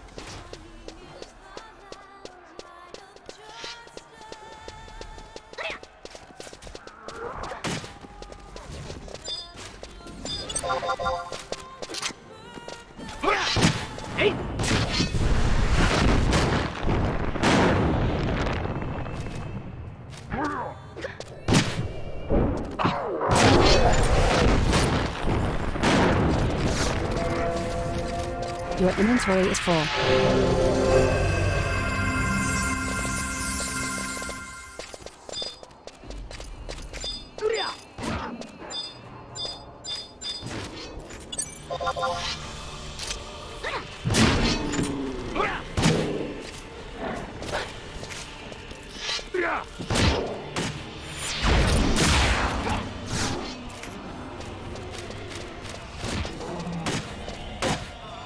Your inventory is full.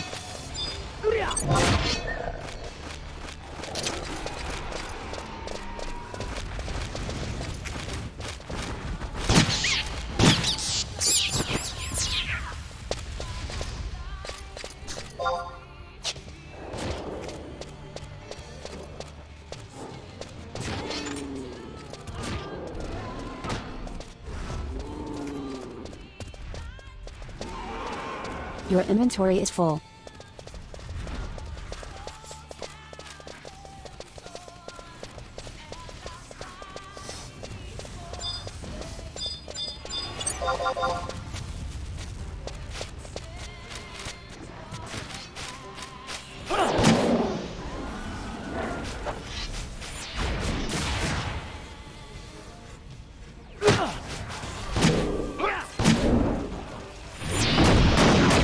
Your inventory is full.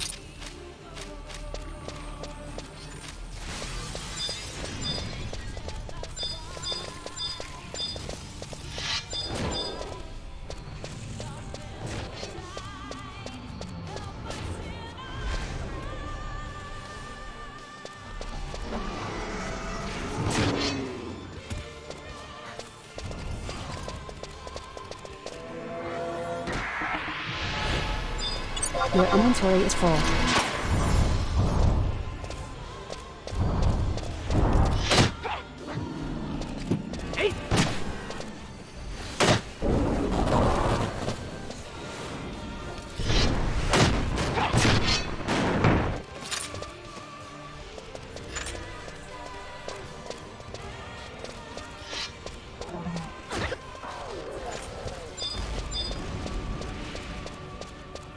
Your inventory is full.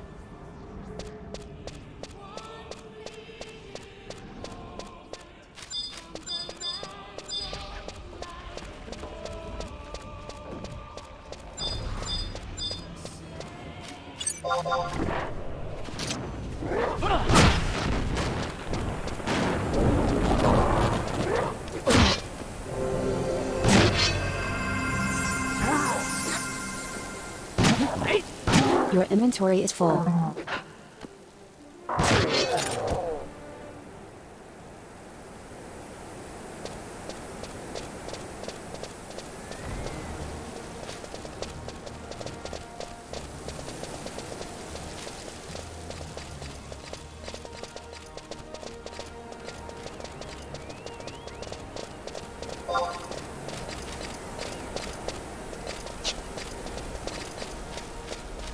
Your inventory is full.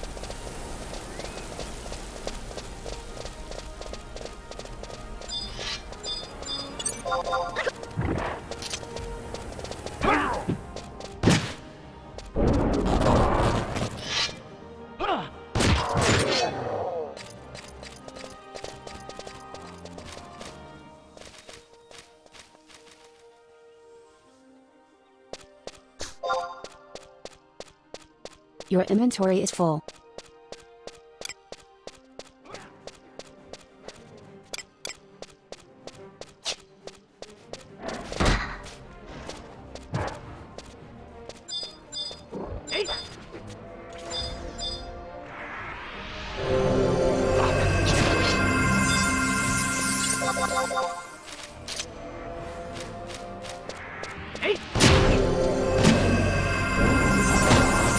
Your inventory is full.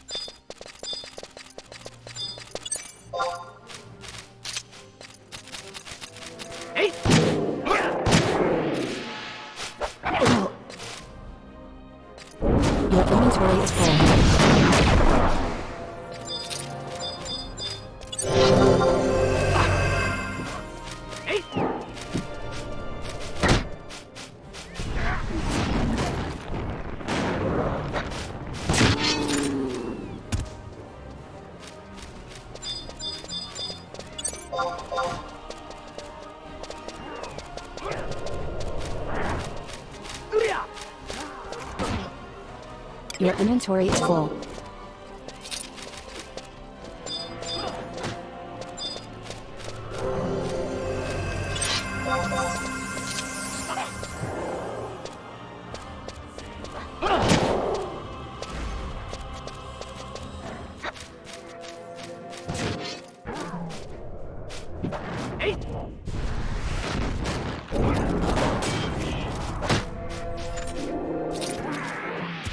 Your inventory is full.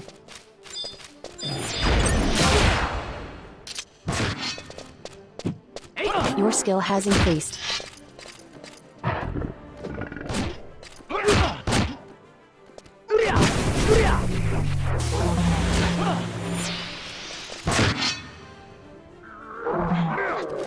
Your skill has increased.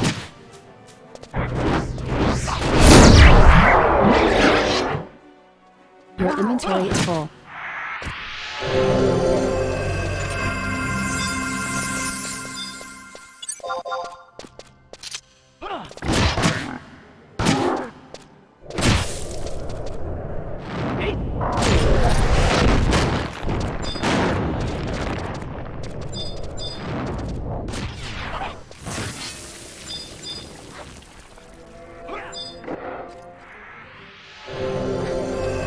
Your inventory is full.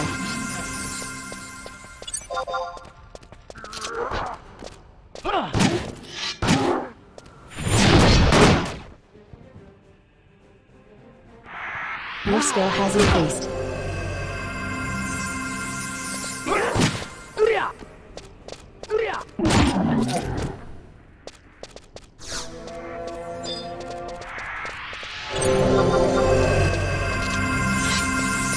Your inventory is full.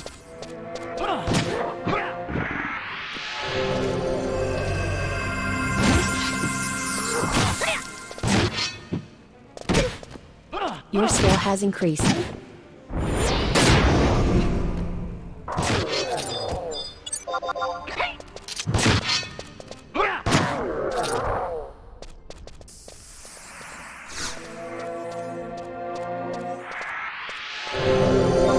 Your inventory is full.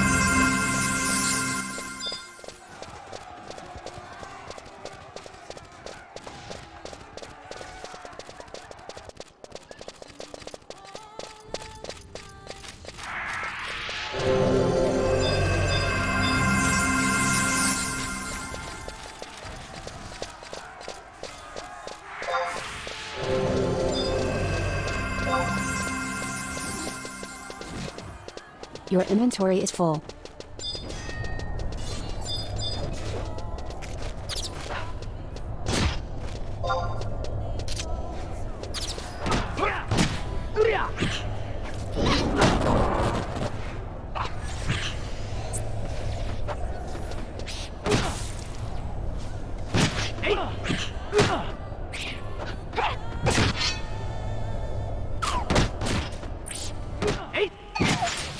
Your inventory is full.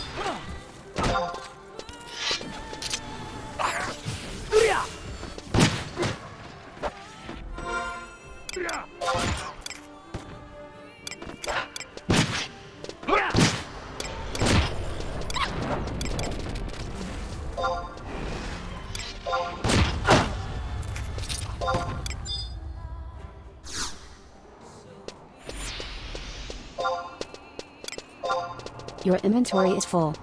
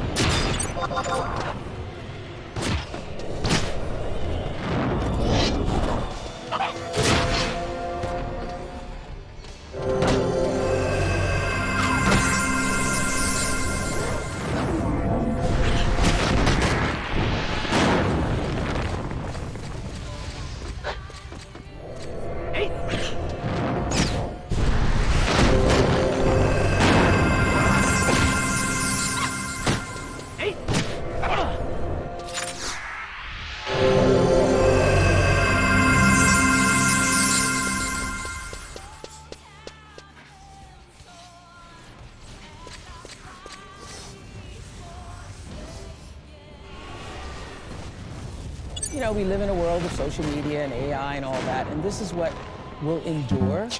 Hope will endure. Forgiveness will endure. Almost had to walk away from Color Purple. Yes, ma'am. Your inventory Who is said full. what? Yes, ma'am. Oprah has finally addressed the controversy over Taraji P. Henson seemingly calling her out for lowballing her, and it looks like Oprah is now for Taraji P. Yes, ma'am. Who said what? Yes. Yes, ma'am. I had to walk away from Color Purple. Yes, ma'am. Who said what? Yes, ma'am. Oprah has finally addressed the controversy over Taraji P. Henson seemingly calling her out for lowballing her, and it looks like Oprah is now doing PR damage control because she's worried people will boycott The Color Purple. In case you missed out on this drama, Taraji, who stars in the new Oprah-produced adaptation of The Color Purple, made waves by revealing she almost walked away from the project over low pay. Taraji even says she's considering quitting acting for good because she hasn't seen a raise in her income since 2018. Another glass ceiling. When it's time to renegotiate, I'm at the bottom again like I never did what I just did, and I'm just tired. I'm tired. However, when the internet started calling out Oprah and pointing out that this is exactly what Monique tried to warn everyone about years ago, Taraji hopped on Instagram to say Oprah actually supported her. But see, fans are speculating that Taraji was forced by the studio to post the message because this whole drama went down just days before The Color Purple's release date. And now, Oprah herself has addressed the comment in an Instagram post. But get this, she turned off the comments, not just on this post, but on all the posts she shared for the past couple of weeks. So what's Oprah's explanation for Taraji almost walking away from The Color Purple? Did she actually support her? Or is this what her PR crisis team wants us to believe? Let's get into it. Everyone wants to be Oprah's BFF. What makes you such a good friend? Well, I am so supportive. So the internet is once again turning on Oprah after she addressed the controversy surrounding Taraji P. Henson's comments about low pay, and it seems like the public has completely lost trust in Oprah. To give you some background, in the week leading up to the release of the new The Color Purple remake, co-produced by Oprah, Taraji P. Henson spoke out about pay inequality affecting black actresses and revealed she almost had to walk away from The Color Purple because they tried to lowball her. I haven't seen a raise in my income since Proud Mary. Almost had to walk away from Color Purple. Yes, ma'am. Who said what? Yes, ma'am. Yes, ma'am. Because you know what? If I don't take a stand, how am I making it easy for Fantasia and Danielle and Hallie and Felicia? Then why am I doing this? If it's all just for me, why are you here? And then in another interview with Oprah's best friend, Gayle King, Taraji broke down, saying she's tired of being forced to fight for what she deserves. I'm just tired of working so hard, being gracious at what I do, getting paid a fraction of the cost. I'm tired of hearing my sisters say the same thing over and over. And Taraji isn't the first actress to speak about this issue. Oscar winner Viola Davis previously revealed that despite being hailed as the Black Meryl Streep, she still doesn't get paid adequately. What they're getting paid, which is half of what a man is getting paid, well, we get probably a tenth of what a Caucasian woman gets. And I'm number one on the call sheet. And then I have to go in and I have to hustle for my worth. Because once again, I got the Oscar, I got the Emmy, I got the 2 Tonys. I've done Broadway, I've done off-Broadway, I've done TV, I've done film, I've done all of it. I have a career that's probably comparable to Meryl Streep, Julianne Moore, Sigourney Weaver. They all came out of Yale. They came out of Juilliard. They came out of NYU. They had the same path as me, and yet I am nowhere near them. Not as far as money, not as far as job opportunities, nowhere close to it. But I have to get on that phone and people say, "You're a Black Meryl Streep." You are, and we love you. We love you. There is no one like you. Okay, then if there's no one like me, you think I'm that? You pay me what I'm worth. And then, of course, there's Monique, one of the rare industry figures who was brave enough to directly call out Oprah and accuse her of blackballing her. In 2009, Monique made a public statement claiming that Oprah had effectively shut her out of opportunities because Monique dared to ask for compensation regarding a press tour for the movie Precious, which was produced by Oprah and Tyler Perry and directed by Lee Daniels. Oprah and Tyler approached Monique about doing a press tour abroad, but they informed her there wouldn't be any payment for this. Monique stood her ground and declined the offer, and that's when things took a turn. Almost immediately, headlines started painting Monique as someone hard to work with and labeled her as difficult. But the only thing Oprah did to address Monique's comments was to say she didn't want to address them because Monique is, quote, too negative. Back in 2018, Oprah was asked by Global Grind why she never publicly addressed Monique's accusations, and Oprah said, "It's impossible. It's a law that if you meet negative with negative, you will just have a combustive negative force of energy." And back then, a lot of people believed Oprah's narrative about Monique being negative, and the other industry figures publicly criticized Monique for calling out Oprah and Tyler Perry. One of them was Steve Harvey, who said on his radio show there's nothing he can do for Monique because she burned too many bridges. However, when Steve later invited Monique to his show, Monique exposed him for being two-faced and revealed that Steve told her in private he agreed with her but was too scared to support her publicly. I got labeled as difficult, my husband and I. And my husband is Sydney, who happens to be my manager. We got labeled as difficult because I said one word, and that was no. Now, I said no to some very powerful people. I said no to Oprah Winfrey. I said no to Tyler Perry. I said no to Lee Daniels. And I said no to Lionsgate. What I would have appreciated from my brother was had you picked up the phone before you went on the air and said, "Monique, you've burned too many bridges and there's nothing I can do." See, I would have appreciated had my brother called me up and said, "Baby, let's talk." Because you doing that was a part of me being difficult. But not before that, though. Yes, baby. Y'all know my husband did nothing wrong, but none of y'all in real time,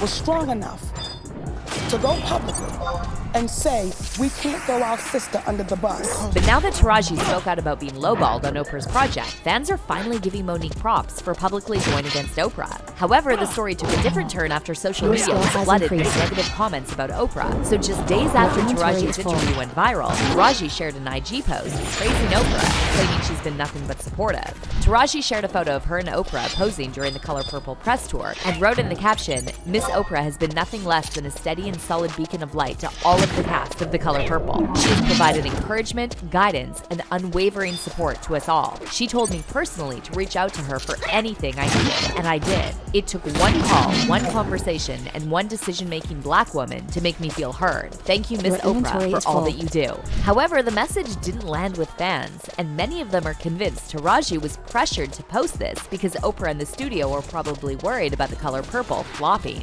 One fan commented on Taraji's post, "Must got the call once people started noticing the body language on TikTok. We still don't F with Oprah, but love you, Taraji." And another fan wrote, "Blink twice if she or the industry is making you say this." So when this didn't work, Oprah tried to do some damage control herself and shared an Instagram post with a long message about Taraji. Oprah wrote, "I've long admired Taraji. She can make you laugh, cry, cheer, and feel everything in between. But I had no idea she could sing. Taraji the actress, a force. Taraji the singer, a complete revelation." She then praised Taraji's portrayal of Suge Avery and added, "Taraji, the stage is now yours, and I already see the standing ovations for you. I'm fiercely welcoming Taraji to the Purple Sisterhood, and I cannot wait for you to meet her version of Suge." Of course, Oprah also didn't forget to remind you all that The Color Purple is in theaters starting Christmas Day. And another thing she didn't forget to do was turn off the comments on this, as well as all posts she shared for the past 2 weeks. Oprah clearly anticipated what the reactions would be, and she wasn't wrong, because fans are now calling her out even more, and they're saying it's too late for damage control. One fan said, "It finally hit most of y'all. She's never been a good person to begin with." And another person replied, "She's not. Oprah is the black puppet for the disgusting Hollywood system. Did you see how quickly Taraji cleared Oprah's name? Taraji doesn't want to suffer the same fate as Monique. Monique needs an apology from everyone because she said this shit years ago." But how do you feel about all this? Do you think Oprah's statement was genuine, or is it just damage control? Comment down below, and then check out this next video.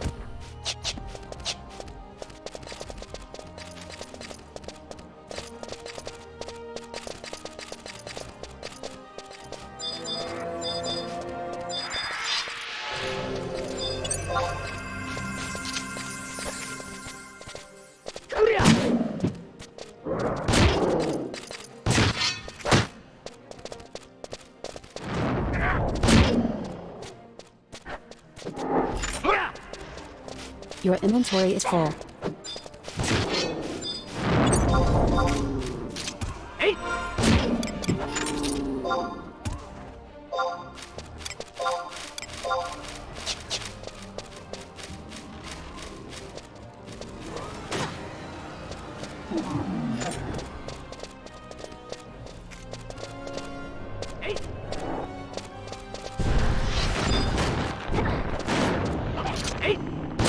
Your inventory is full.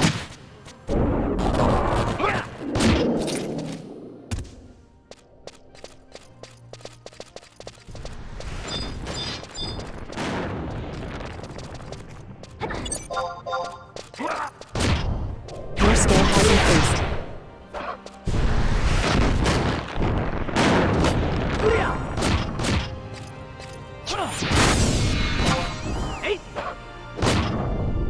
Your inventory is full.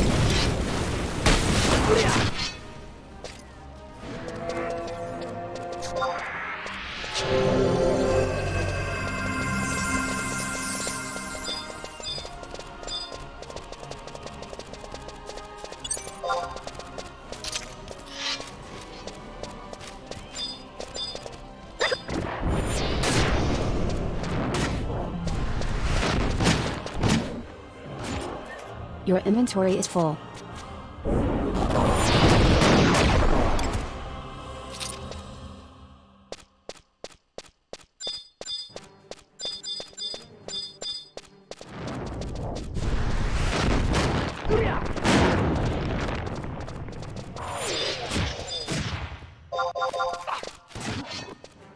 Your skill has increased.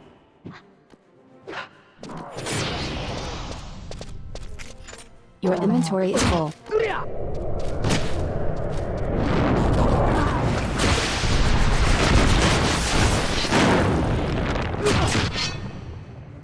Your skill has increased.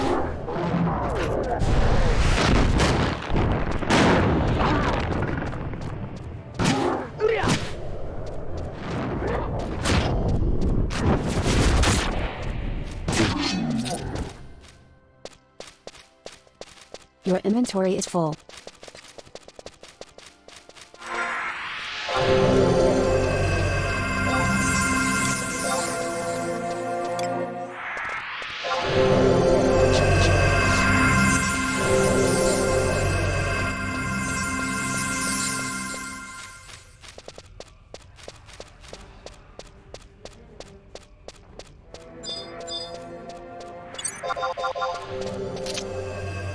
Your skill has increased.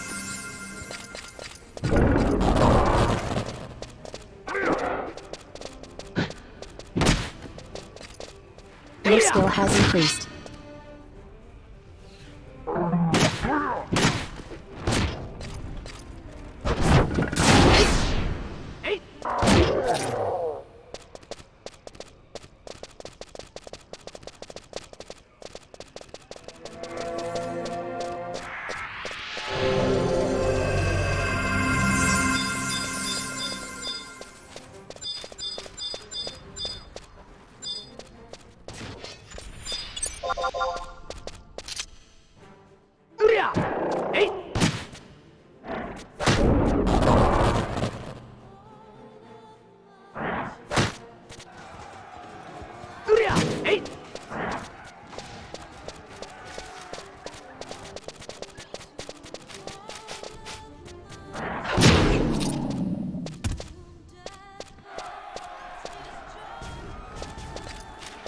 Your inventory is full.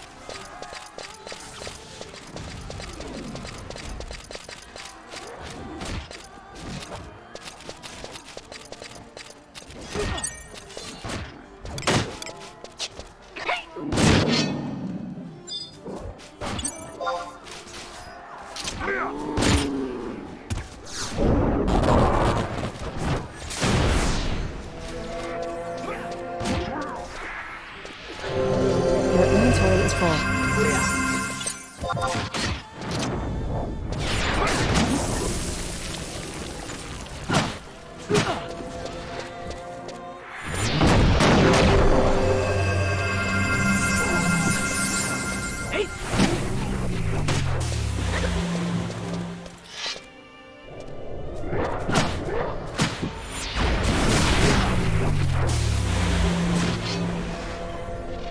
Your inventory is full.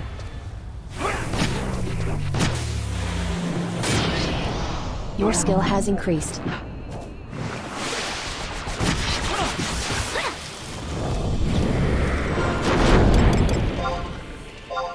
Your skill has increased.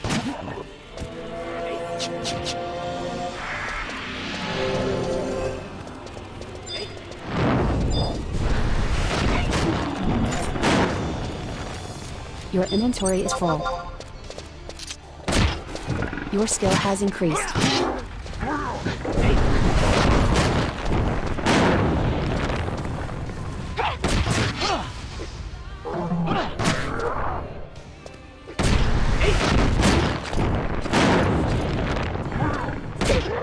Your skill has increased.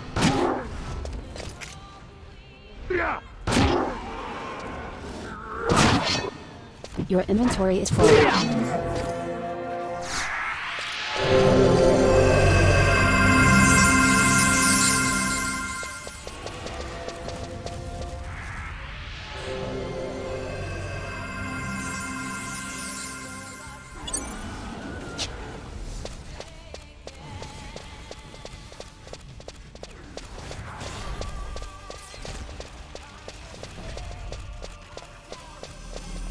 Your inventory is full.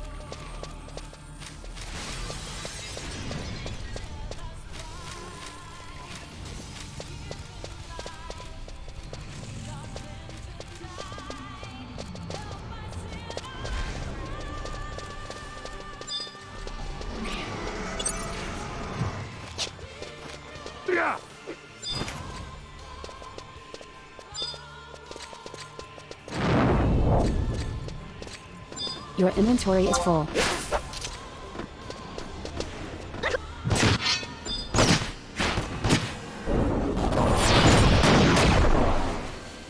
Incoming tell.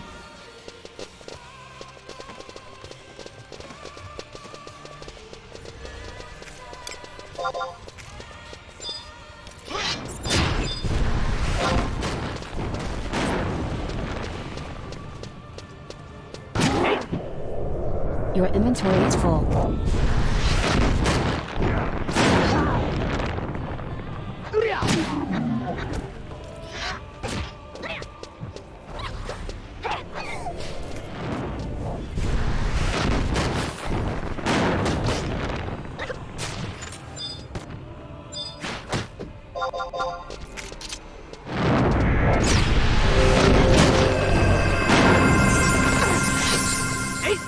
Your inventory is full.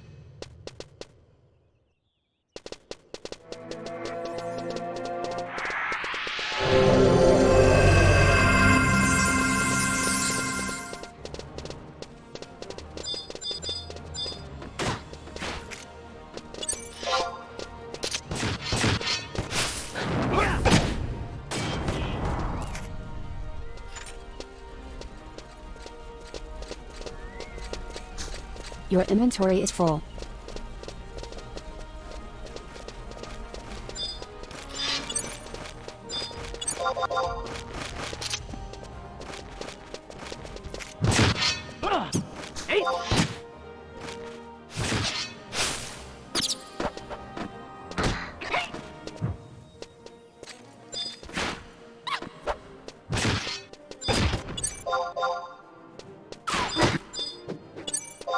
Your inventory is full.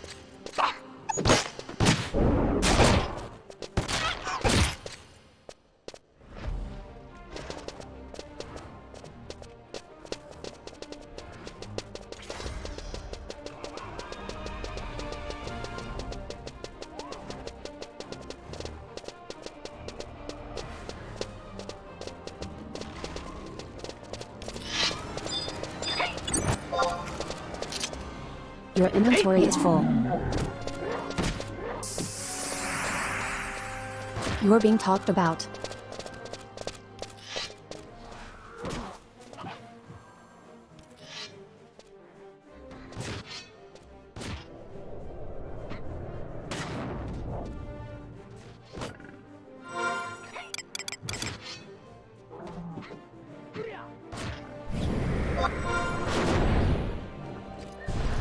Your inventory is full.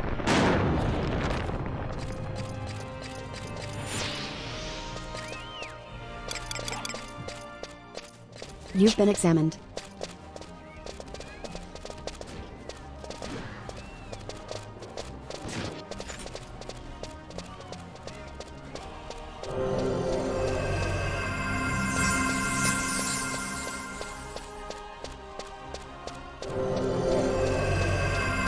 Your inventory is full.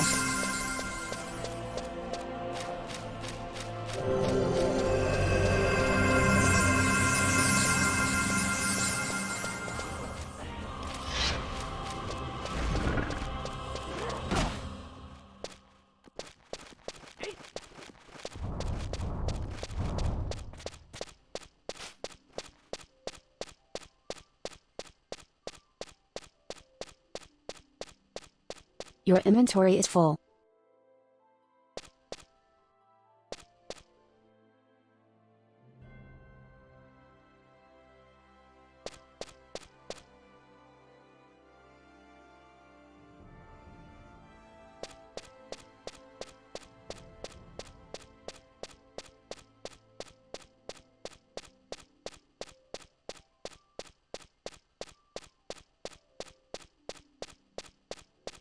Your inventory is full.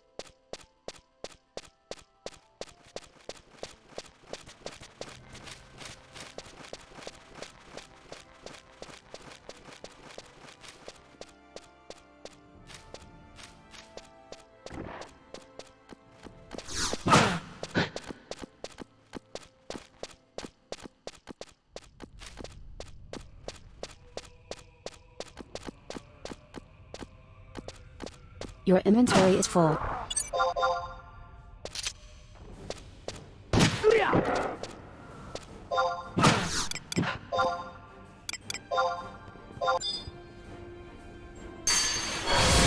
Your skill has increased.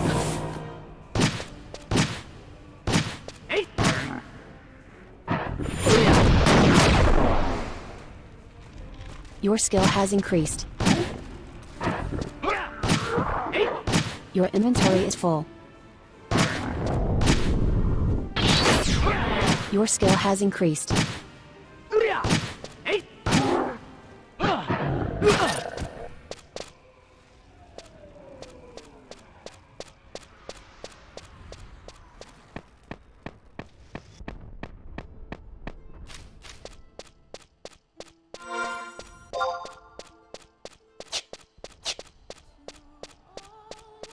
Your inventory is full.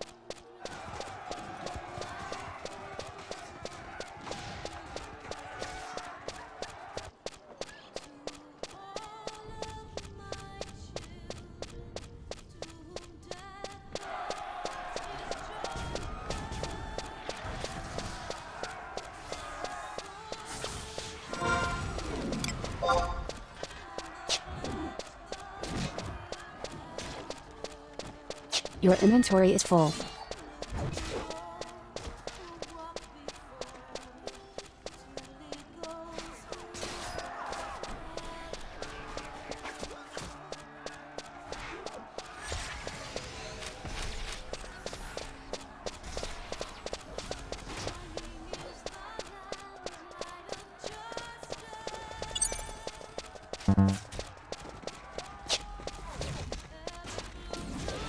Your inventory is full.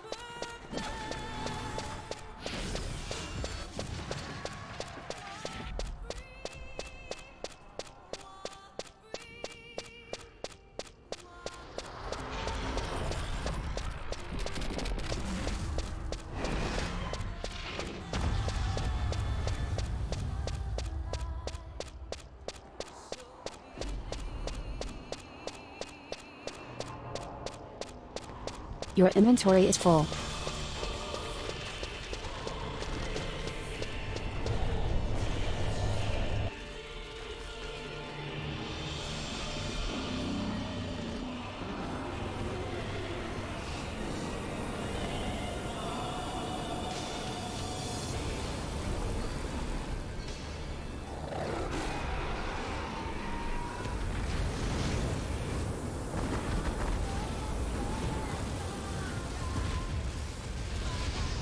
Your inventory is full.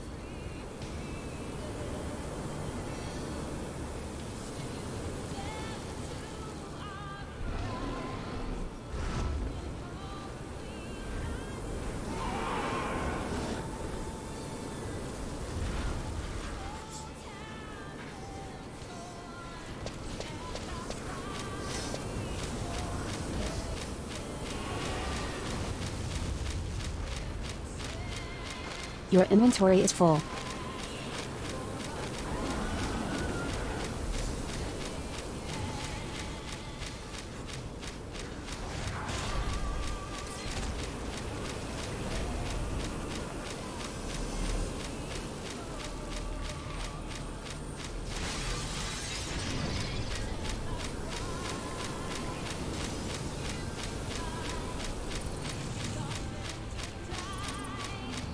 Your inventory is full.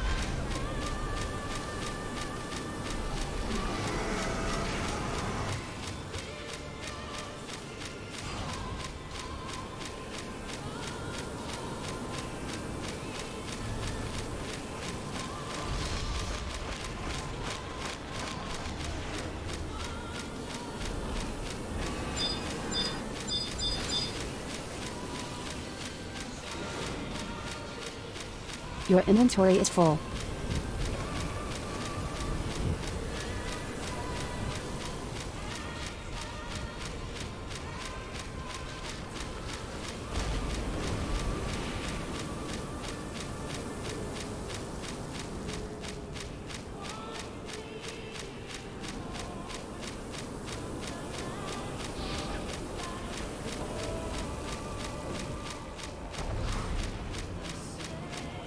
Your inventory is full.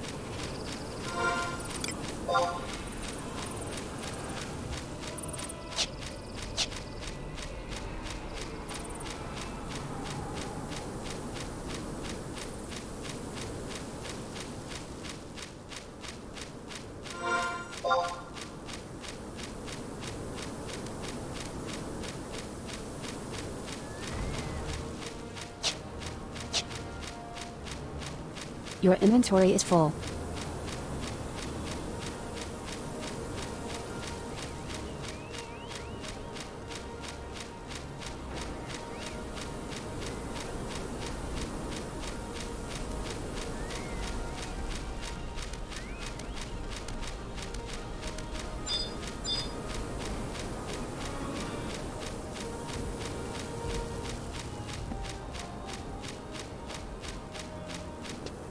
Your inventory is full.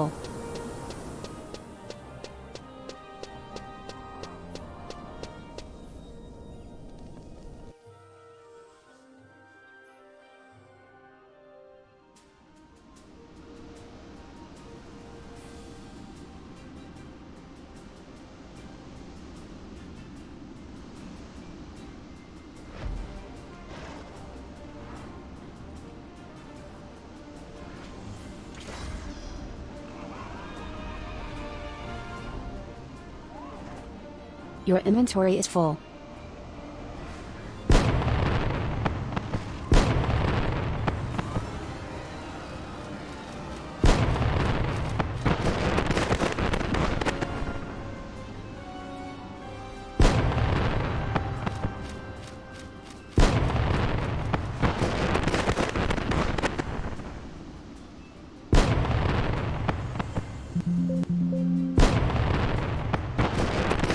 Your inventory is full.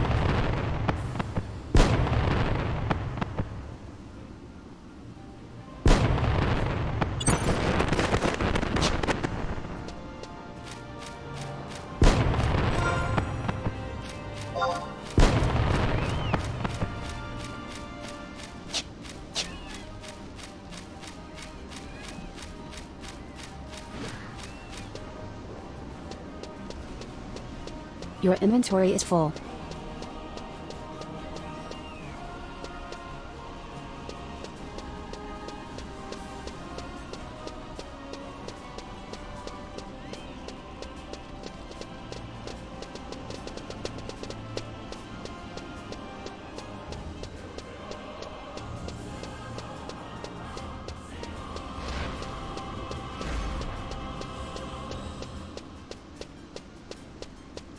Your inventory is full.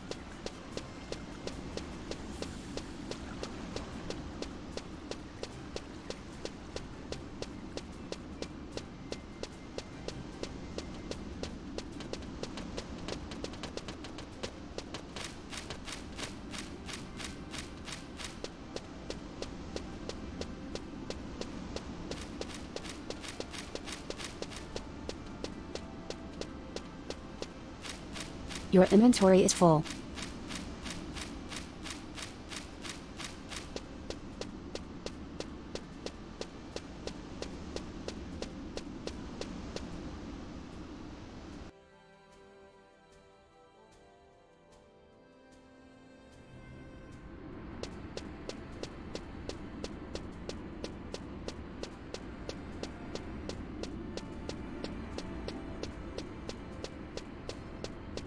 Your inventory is full.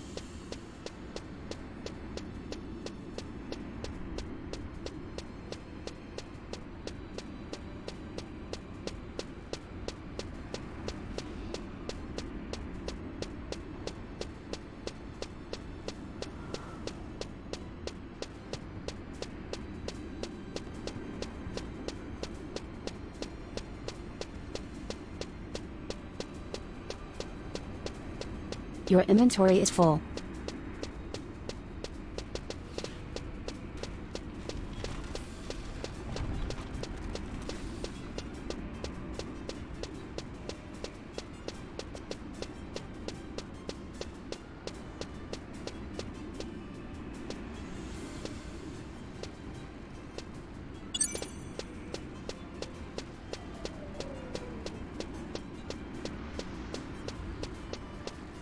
Your inventory is full.